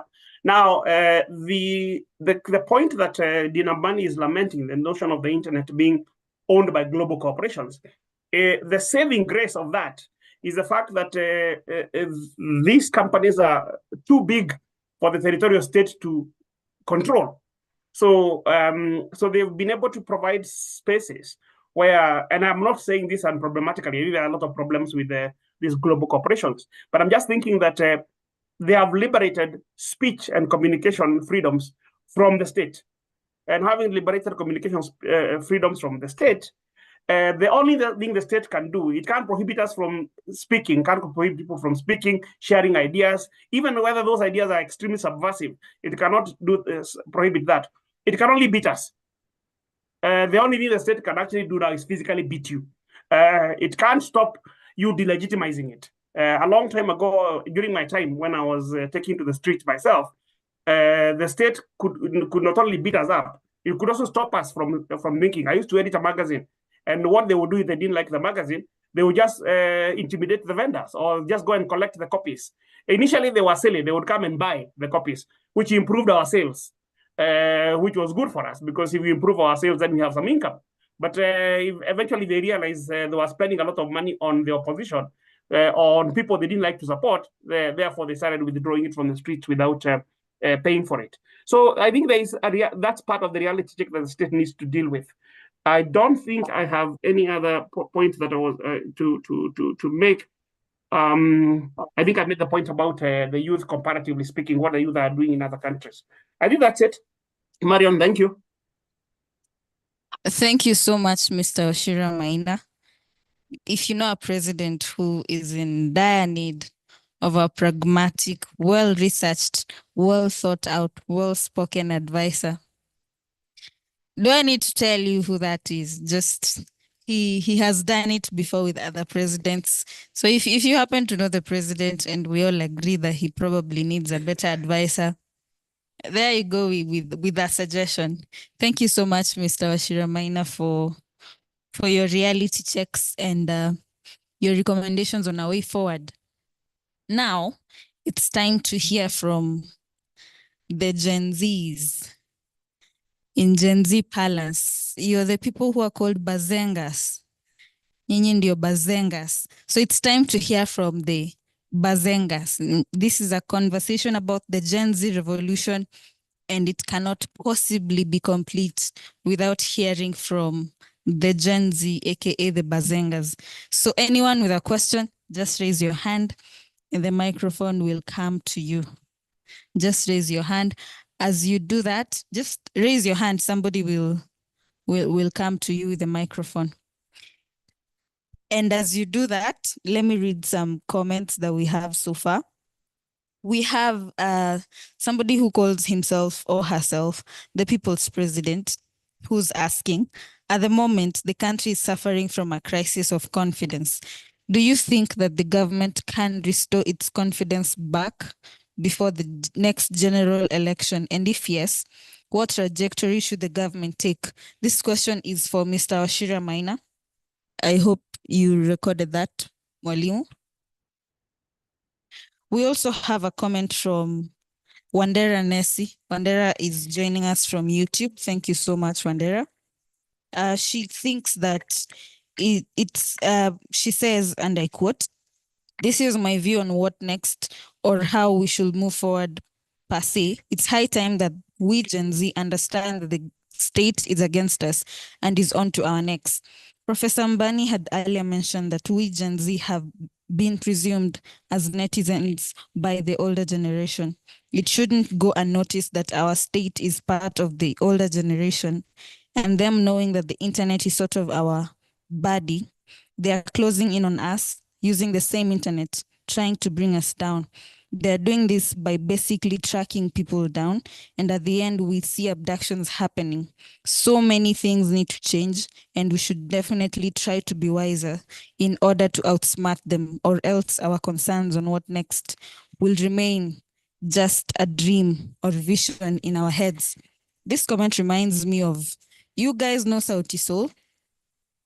Nah, just Sauti Sol. Oh, you all know Sauti Sol. Oh, okay. I was thinking I'm in a foreign land. No, when she says if we don't outsmart them, the Tujiangalie song where Sauti Sol says Vision 2030 itabaki kuwa. Exactly. So now, thank you so much, Nessie, for your comment. Over to you, the Bazengas.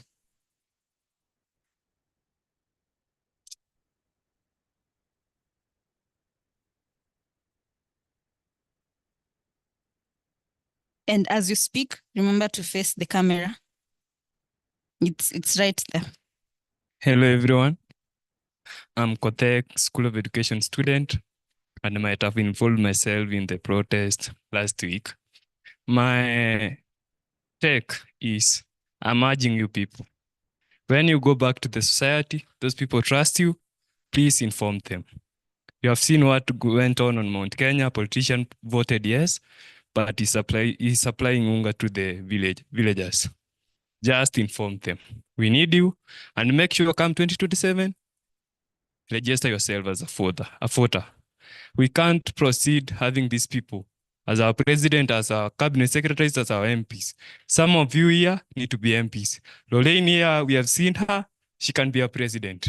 We need change. Thank you so much. You heard that, Lorraine? They have said you can be a president. You need to do something about that.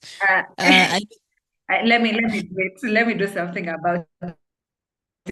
Yeah, thank you. Yes. Well, good afternoon, everyone. My name is Kipkorir Caleb. I'm a final student here. My question goes to Professor Ambani.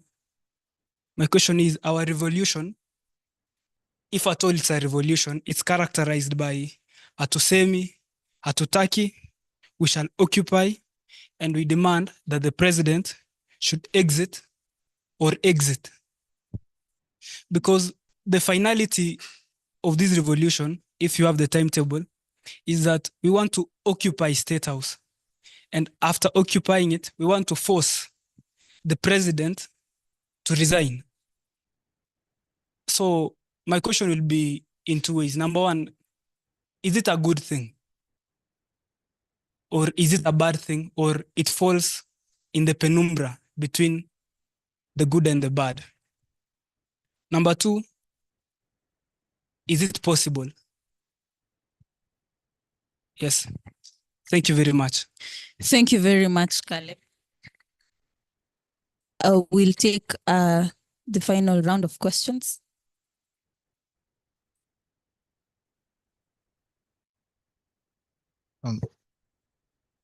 Good evening. Good afternoon. My name is Gure. I'm a lecturer here. It's very strange that me and my student and supervisee are taking opposing positions. So the speaker who's just spoken is Caleb, who's one of my students and my supervisee.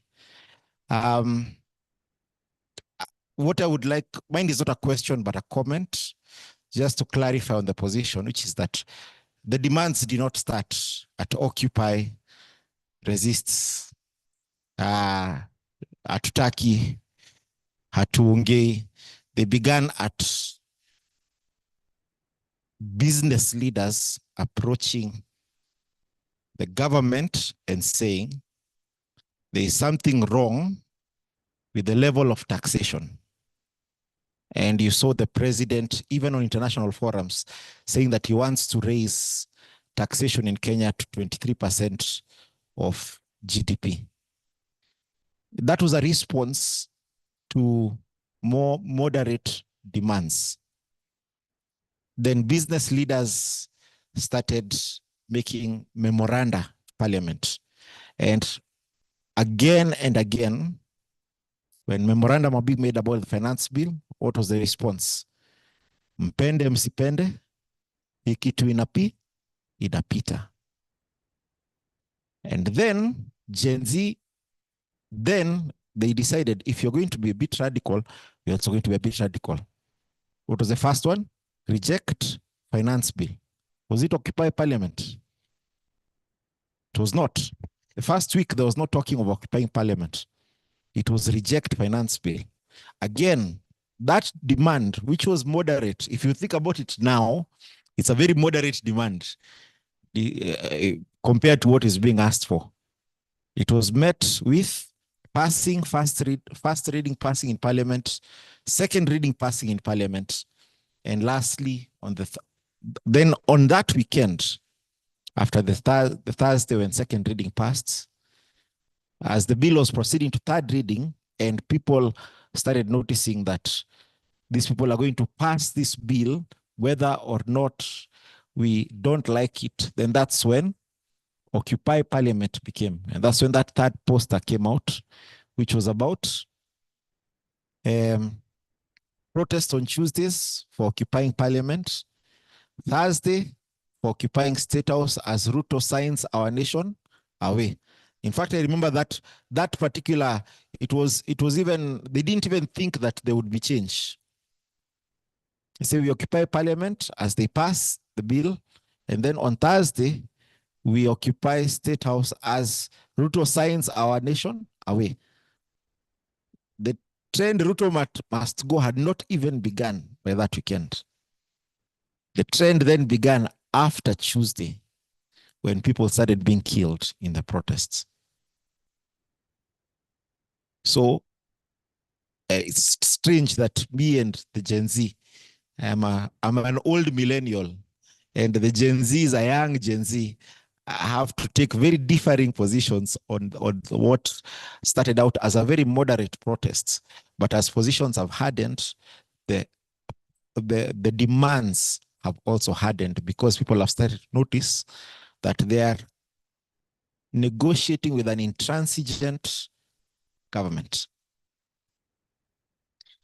Intransigent government. Okay, thank you for that. We'll take the final questions, then we'll take the online questions, and then we will close this up, and some of us will probably go to the streets and demonstrate properly. Do you have any from this side?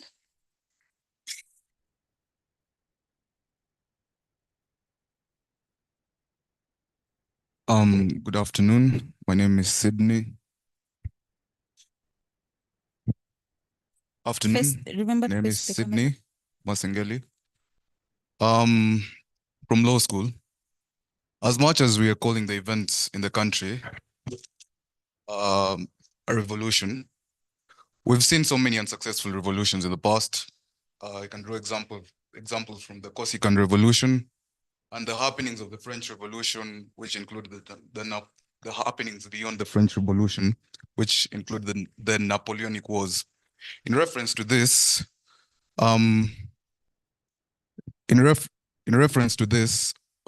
what kind of systems and organizations are we missing that could prevent our revolution from not bearing fruits?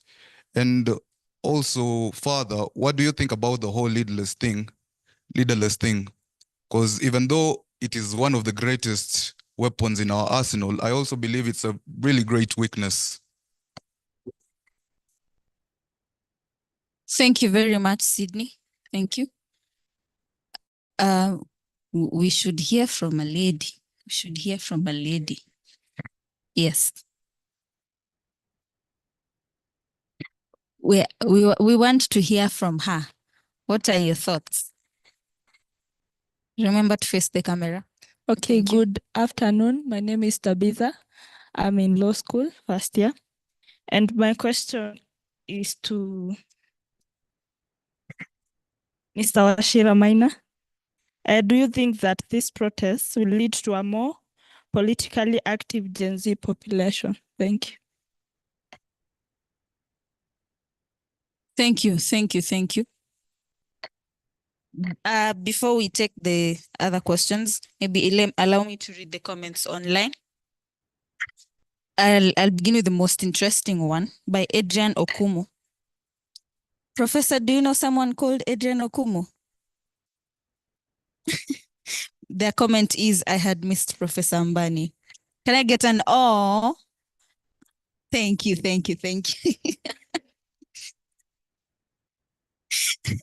And then we have Nabintu Ashiko, who's asking, how does the Constitution address the principle of intergenerational equality? What legal arguments can be made to protect future generations from excessive public debt? She also asks, are there constitutional limits on the amount of public debt the government can incur? If yes, what are they and how can they be enforced? Thank you, Nabintu. We'll take one more question and then we close this round.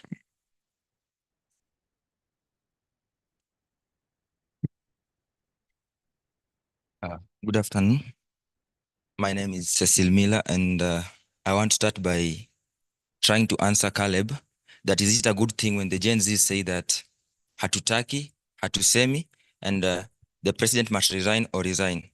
Yes, it is a good thing, according to me, because Kenya is a democratic country. To me, democracy comes from two Greek words, demos and kratos, which means people and power. It's according to the people's power. It is governance according to the people's will. And if it's not doing the people's will, then we are obliged to make him understand what he's supposed to do in that office.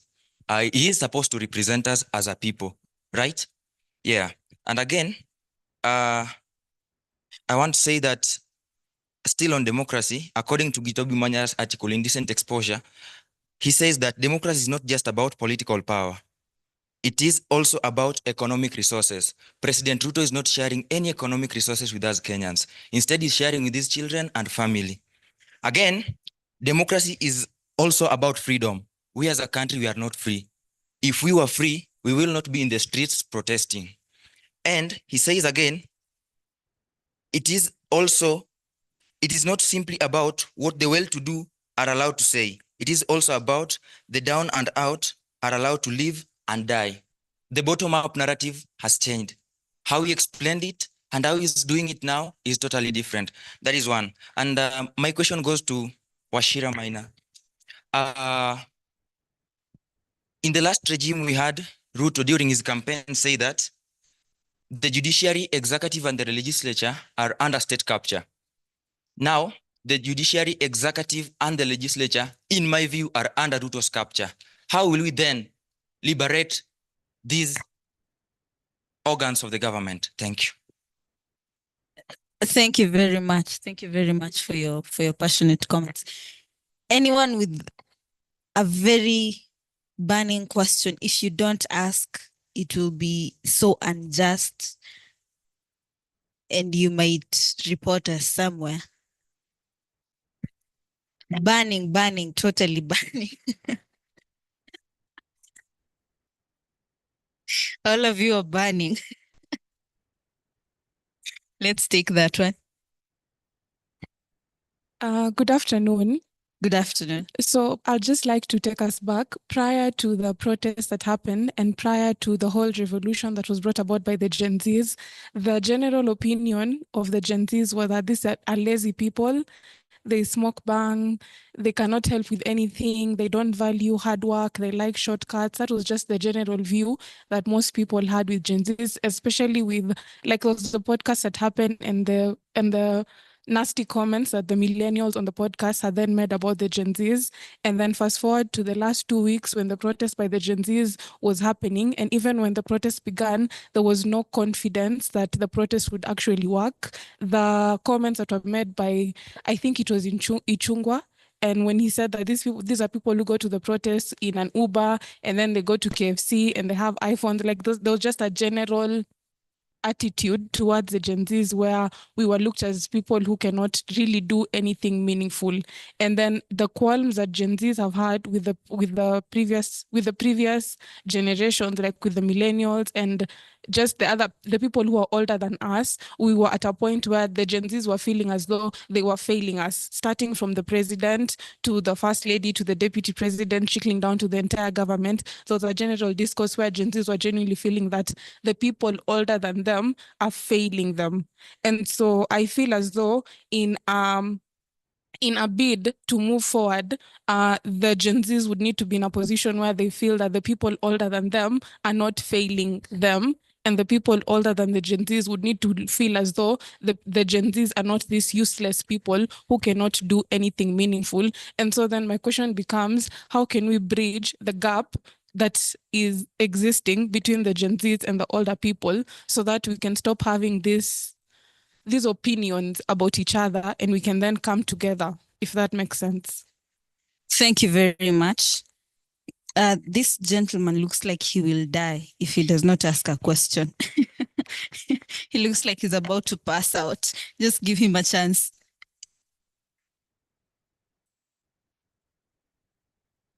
Hello, everyone. Hi. My name is Daniel, and I am a finalist. I assume majority of us are voters, and therefore my comment is about the kind of leaders we elect. So recently I came across a certain poster, an MP, who was complaining that when the other MPs were voting for the finance was in a deep sleep. So he had his name being mentioned from a deep sleep, and he responded yes, you know. So look at the kind of leaders we elect. You've been elected to go to parliament and legislate, but rather unaenda kulala. You've not been elected to go to the parliament to sleep. So I urge us in 2027, those who've not taken the voters card, look at the leaders we elect.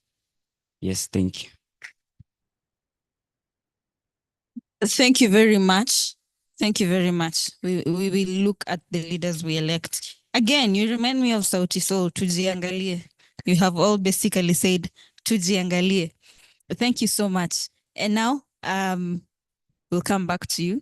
Meanwhile, I'd like to invite the enigma of statistics and knowledge, Mr. Wachira Maina, to give his responses.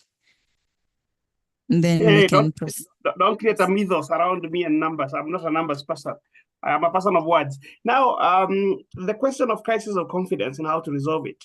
Now, the problem is that a crisis of confidence without action, if a government faces a crisis of trust and confidence and doesn't address it as it arises, usually there is no happy ending to that story. And I want to give the story of Rajapaksa, the Sri Lankan president, because how he was removed from power is exactly like the crisis we are having in Kenya. He had a problem with debt. He had an IMF program which he rejected. Then the crisis got worse. Then he went back to the IMF. Then the crisis deepened, even with the IMF program being negotiated. Then when there was a serious standoff between him and his opponents, he decided to form a government. It was supposed to be a government of national unity, a government that would show that he's serious. But on April 18th, I think it was April 18th, yes, 2022, I believe, 2021, 2022, he decided to appoint 17 new ministers. But the ministers he appointed were all from his party. And what then happened is that people got really angry with him. Like, you're supposed to be restoring confidence in your government, and you've gone ahead and appointed the people from your own political party only. So the outrage was such that by the 9th of July, he was fleeing the country. And this is how quickly, this is the problem with not resolving a crisis of confidence. You end up with rupture. I think a lot of us are still focused on 2027, but we may not get there if there is no confidence restored. The problem is that as the demands get more extreme, it becomes impossible for the government to respond, and you never end up in a happy place.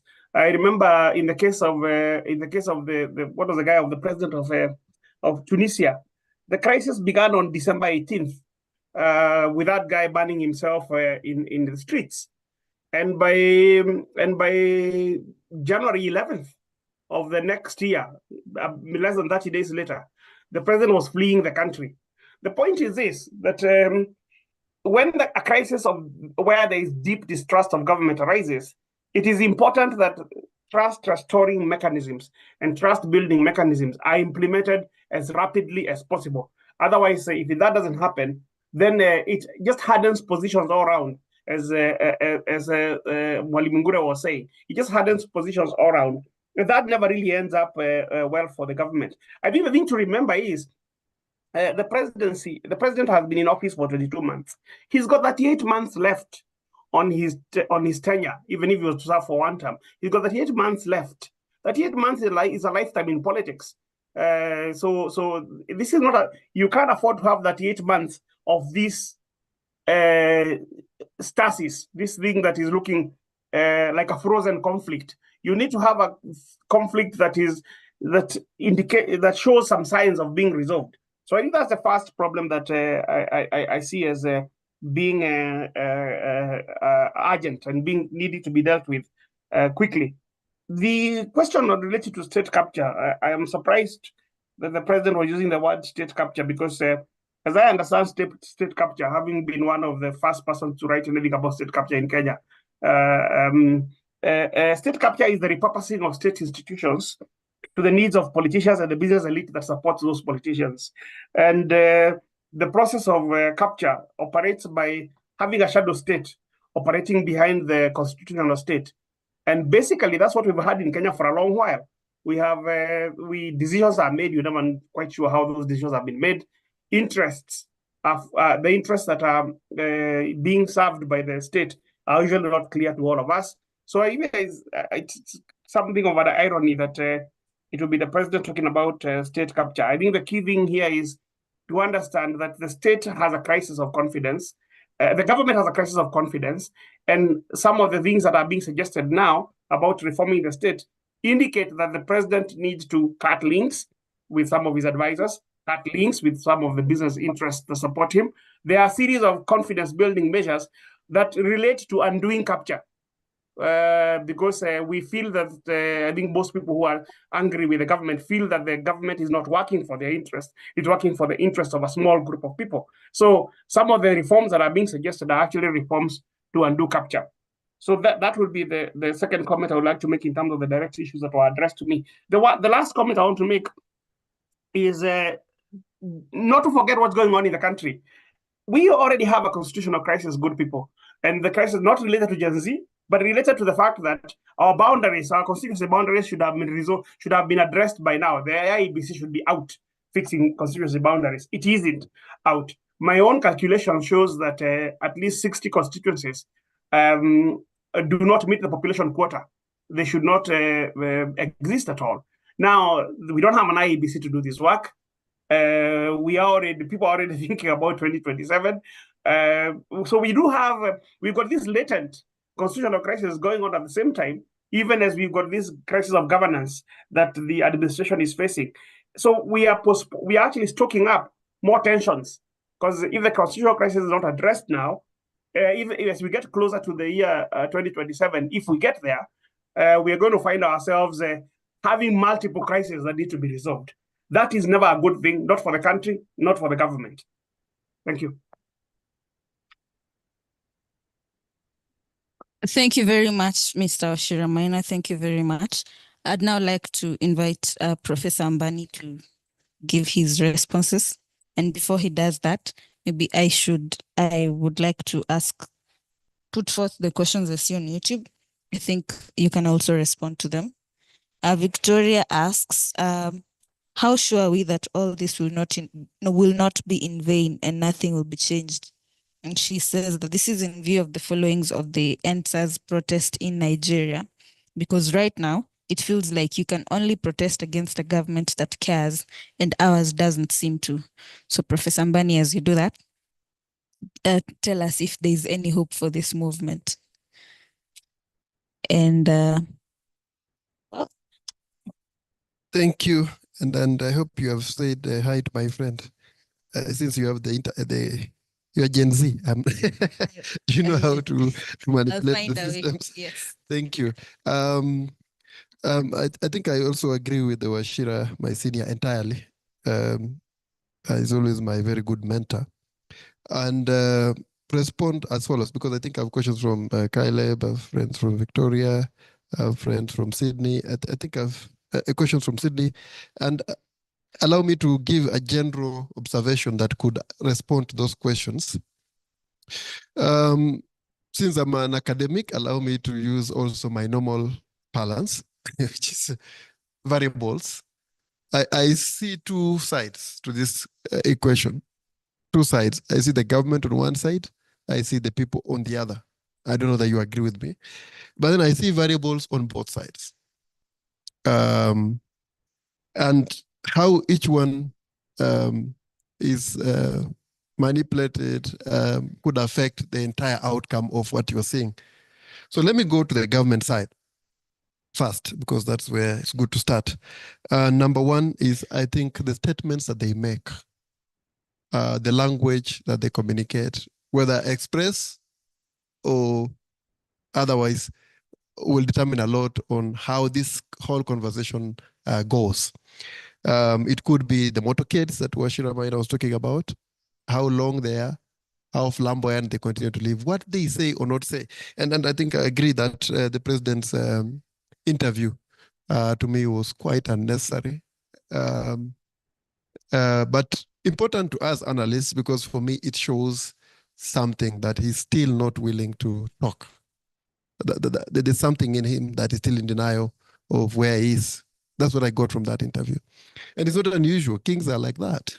When you sit at that level, unless you overcome yourself, unless you humble yourself, you will never behave otherwise. Their positions are so elevated, and sometimes they live a life that is not really actual or that connects to their people. And you've heard about Marie Antoinette, you've heard about the Pharaoh in the Bible, if you want, and not any plagues would change his minds, whether it's frogs coming to everywhere, you remember, whether it is boils, every part of the body, that will not change a king. So kings can be very difficult to work with. And I think I want you to understand him like that. But depending on how he behaves, then it could determine how the other side behaves. In my view, that's a major variable that has shown up in this conversation. The other variable on the government side has been the police and the security forces. So far, we know what the police can do. They can shoot and shoot mercilessly. I think that they've confirmed they don't need another test. The test we haven't done yet is the military. We don't know what they can do. And again, depending on which force you engage, again, the reaction will follow. How the president deals with the trust deficit is something that we must reflect on.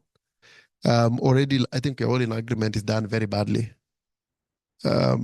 I think I agree with Sam that I don't think we even had to get here. I'll be very honest with you, and I think I've shared it with my young friends. The Gen Z movement wasn't radical at all. if you know what I think in my mind, my scholarly ideas, I was so happy. I wondered why the president couldn't give in so quickly to those ones. They were actually dealing with very simple things that the president should have given in before even the start of the demonstrations. For me, if someone is talking about, for example, the cars of MPs, allowances of MPs, I would give them the same day. These are cosmetics of the budget. If I was to sit with them, I would ask about the KDF budget, NIS budget. I would ask tougher questions. Then I would also ask harder questions about land. You understand? About that colonial state that he leads. And I would want to change it, the character of that colonial state. I hope you guys understand that land is owned by very few people. Some own the land the size of a whole county. I would tax that. I would tax any land that is idle, isn't it? That makes it very expensive for the few on to have it. I would do very radical things if I was to engage in this kind of conversation. Gen Z weren't asking for that. They were asking for very simple things. Tax on motor vehicles. How many motor vehicles do we have? How much is that really? That is nothing. So it should have given in quickly before it escalated. And I think as he kept hardening his soul or his mind, the Gen Z kept hardening them, their positions as well. And I think that's why we are here. So how he gains his trust, I think is something that will determine how this conversation goes. And I agree that, like I said, I think I keep discussing with Wachira, my senior, this issue. A simple reshuffle would have done everything. And that's why I kept mentioning there have been critical junctures that he can refer to. Some of them he witnessed. For those of you who are young, there's a time we also had a problem like this. Economic crisis like this. And what President Moi did was to appoint a cabinet from not cabinet, a civil service from the private sector. That's the time, if you remember, Titus Naikonyi came to cabinet, Martin Odworo Otieno, that time was the MD, Kenya Commercial Bank, came to, not cabinet, to civil service. Richard Leakey, you remember, the guy of the fossils? Who the other white men could trust, was appointed the head of civil service. So it doesn't even have to be at cabinet level, by the way. You can actually do it at PS level, principal secretary level, and restore some confidence that have brought credible Kenyans. When President Moi, for example, was having some challenges with credibility of the rule of law sector, he went for a very, very respected Kenyan in the Human Rights Council, in the UN system, Mr. Amos Wako, one of the top lawyers in the top law firms in the Republic. I think you know Wako differently now, but how he was known then was a person who could restore confidence. He went for Mika Cheserem for the central bank. It is time to do such things, and those ones can be won so quickly. I really don't see how that is difficult, and you begin to gain trust immediately. I also agree with Wachira that some of these things are quick wins. Say from today in Konagarimbili, those kind of things, you can gain trust quite fast just by doing some cosmetics, but also some deeper reforms that can help people trust you. Whether he does that or not, or how he behaves towards that also could determine the other variables. The other variables here, foreign powers, do not be cheated. And that's why I keep talking about the post-colonial state.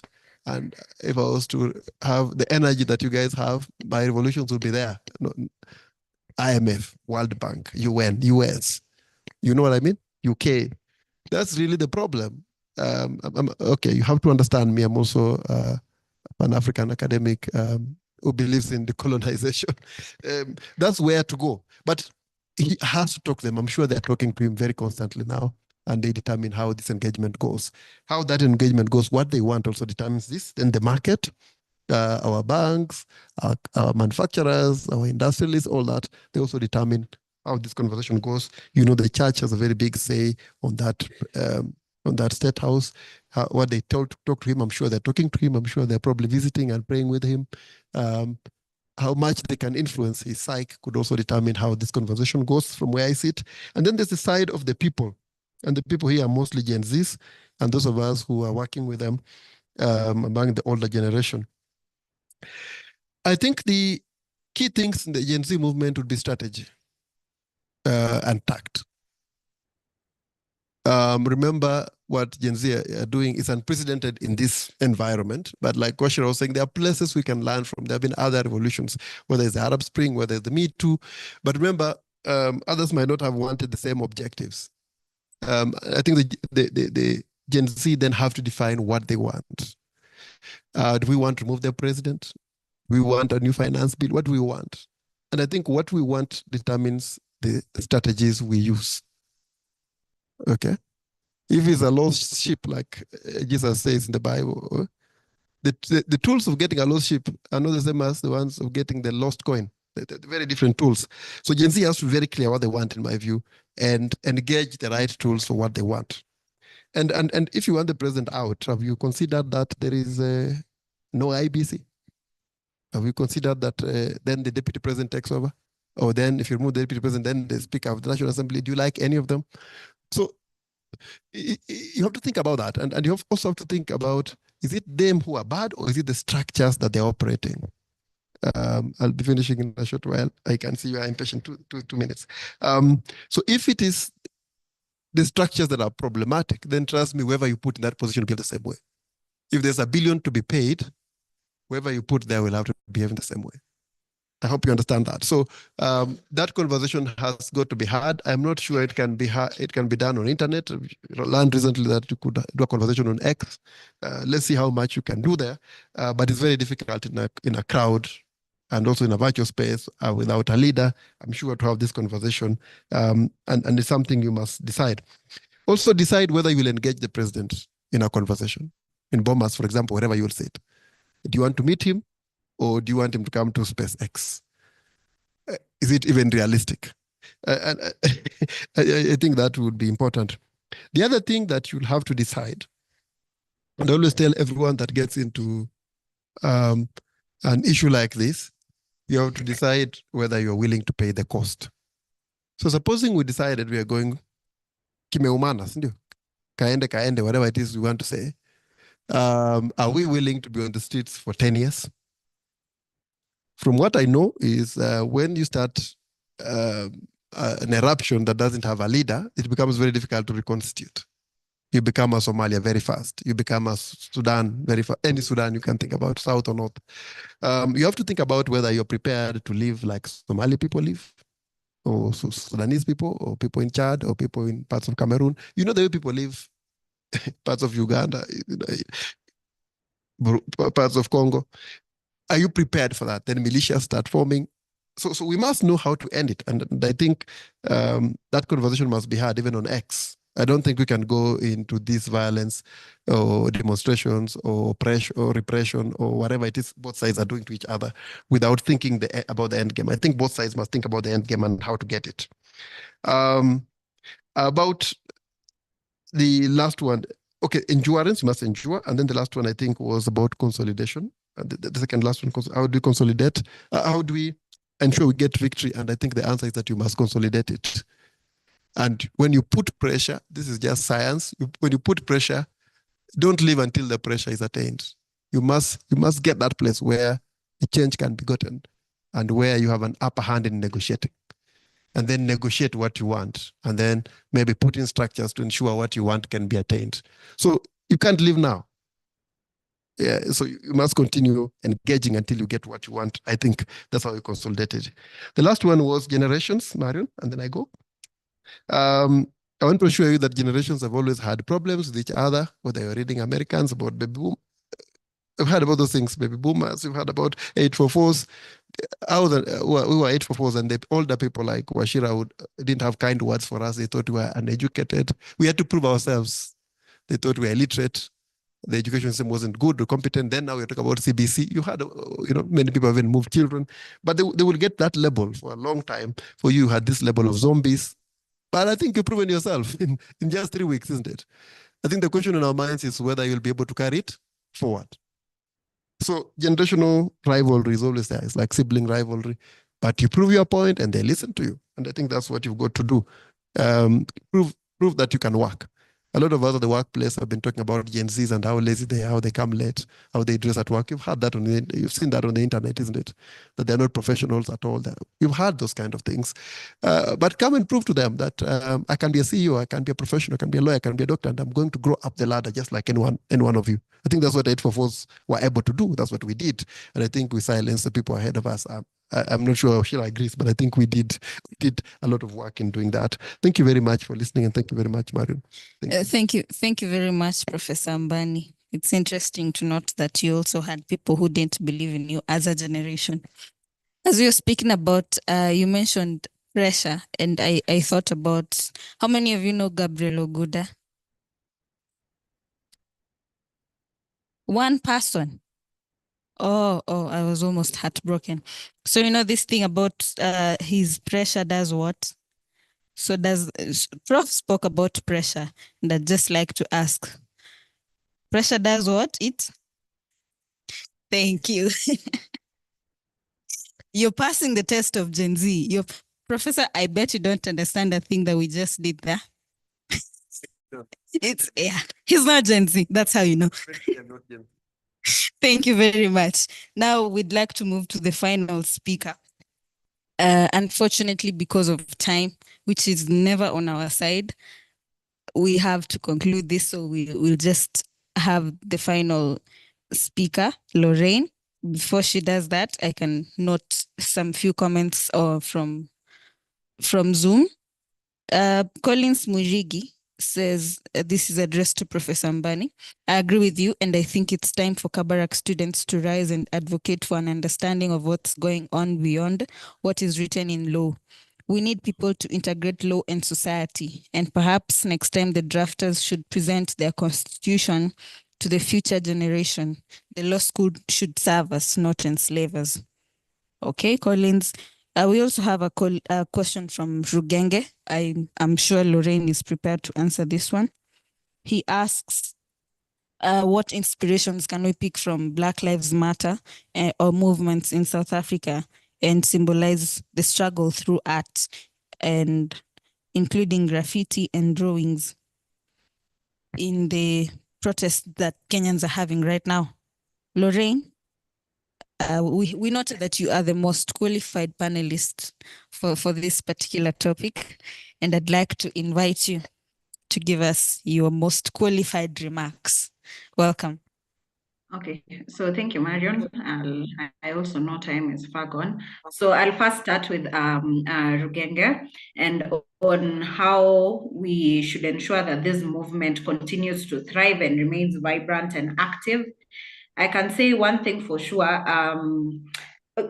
Currently, if you're talking about graffiti, personally, I work in town, so I know currently that there are a lot of structures that you can already see the graffiti of free who and who, the Ruto must go, or what we want. And so I do think that this will not remain silent. I think because of information in social media and the constant need of reminding ourselves that this happened.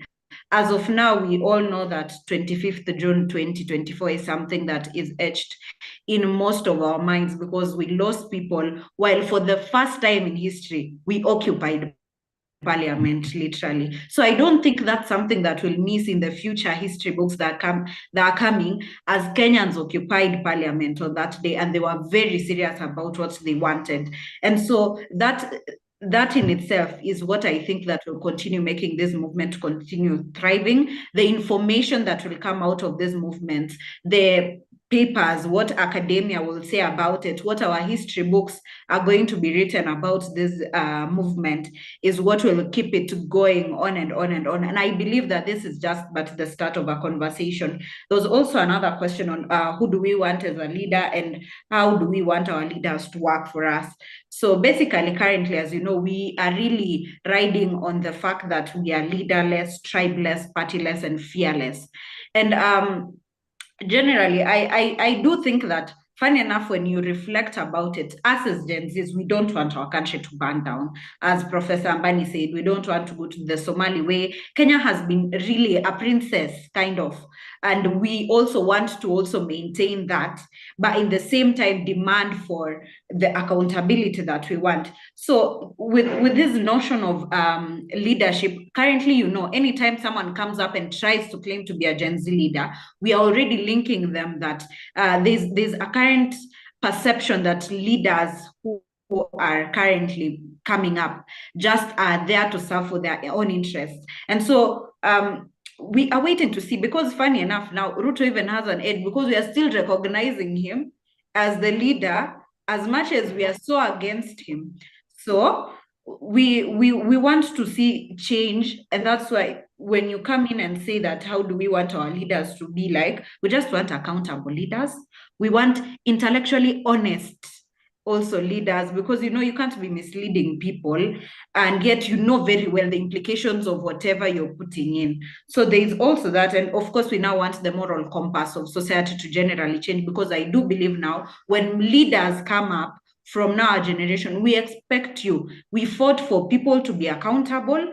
We fought for people to be able to be empathetical. We fought for people to be able to be competent. And so now that the moral compass is shifting on what we want as leaders, we really do hope that this won't be a step we are taking back again once the other people come in and claim their leaders and act as those that we now are trying to oust. So that's generally, I think, of what we generally want as the face of the leaders that are going to come. And so it's very hard to weigh the leaders that are going to come out of that are going now to engage the president, for example, as they are requesting. But all we know is we want accountable, competent, and morally upright leaders who are going to ensure that they're not going to have dishonest conversations, but rather they'll have honest conversations which reflect as a people why we are bringing ourselves as one front, as leaderless, as tribeless. So we just want that. Yes. So I think that's it from me. And please, I am so happy that we are continuing to utilize the Constitution, and we thank those who came before us. You can clearly see that we are using the resources that you gave us. So I hope that the resources that this revolution will give us, the justice that will come from it, the liberalization that will come from it, we as the current generation going forward will utilize it, and Generation Alpha will come and also utilize it. Thank you. Thank you so much, Lorraine. Can we all just appreciate our lovely panelists? Thank you. Thank you so much, Lorraine. Thank you so much, Professor Mbani. Thank you so much, Mr. Wachira Maina. Please appreciate them one more time. Thank you so much for making the time to join us, giving us your wisdom. And I see we have taken a bit more time than we had anticipated. Thank you so much for having the patience to stay with us. Thank you. Thank you, and bye. Nice meeting you, Lorraine. Thank you. It was lovely meeting you, Mwalimu. Okay. Now, as we conclude, I just have a question. We have Professor Mbani has noted that President Ruto was talking about a Twitter space. I don't know if people have seen, but there's a scheduled Twitter space. Is it on Thursday or Friday? It's on Thursday. Just a relevant question. Who will attend that space? Who will be there? Who must be seen in that Twitter space? Okay. Looking forward. An account to be there. Don't worry, we'll join using mine.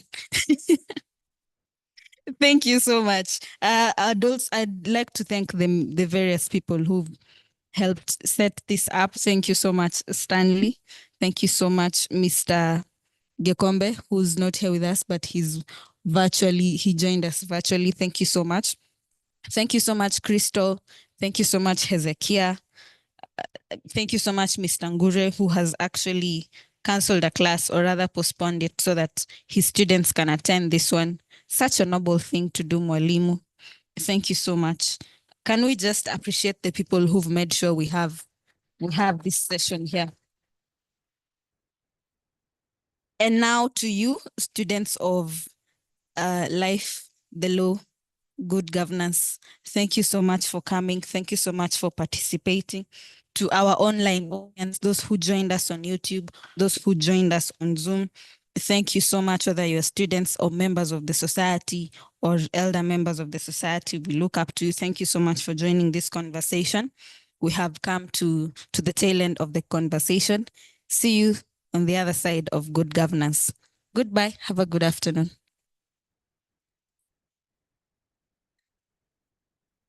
Yeah, you can now leave at your own pleasures. God bless you. See you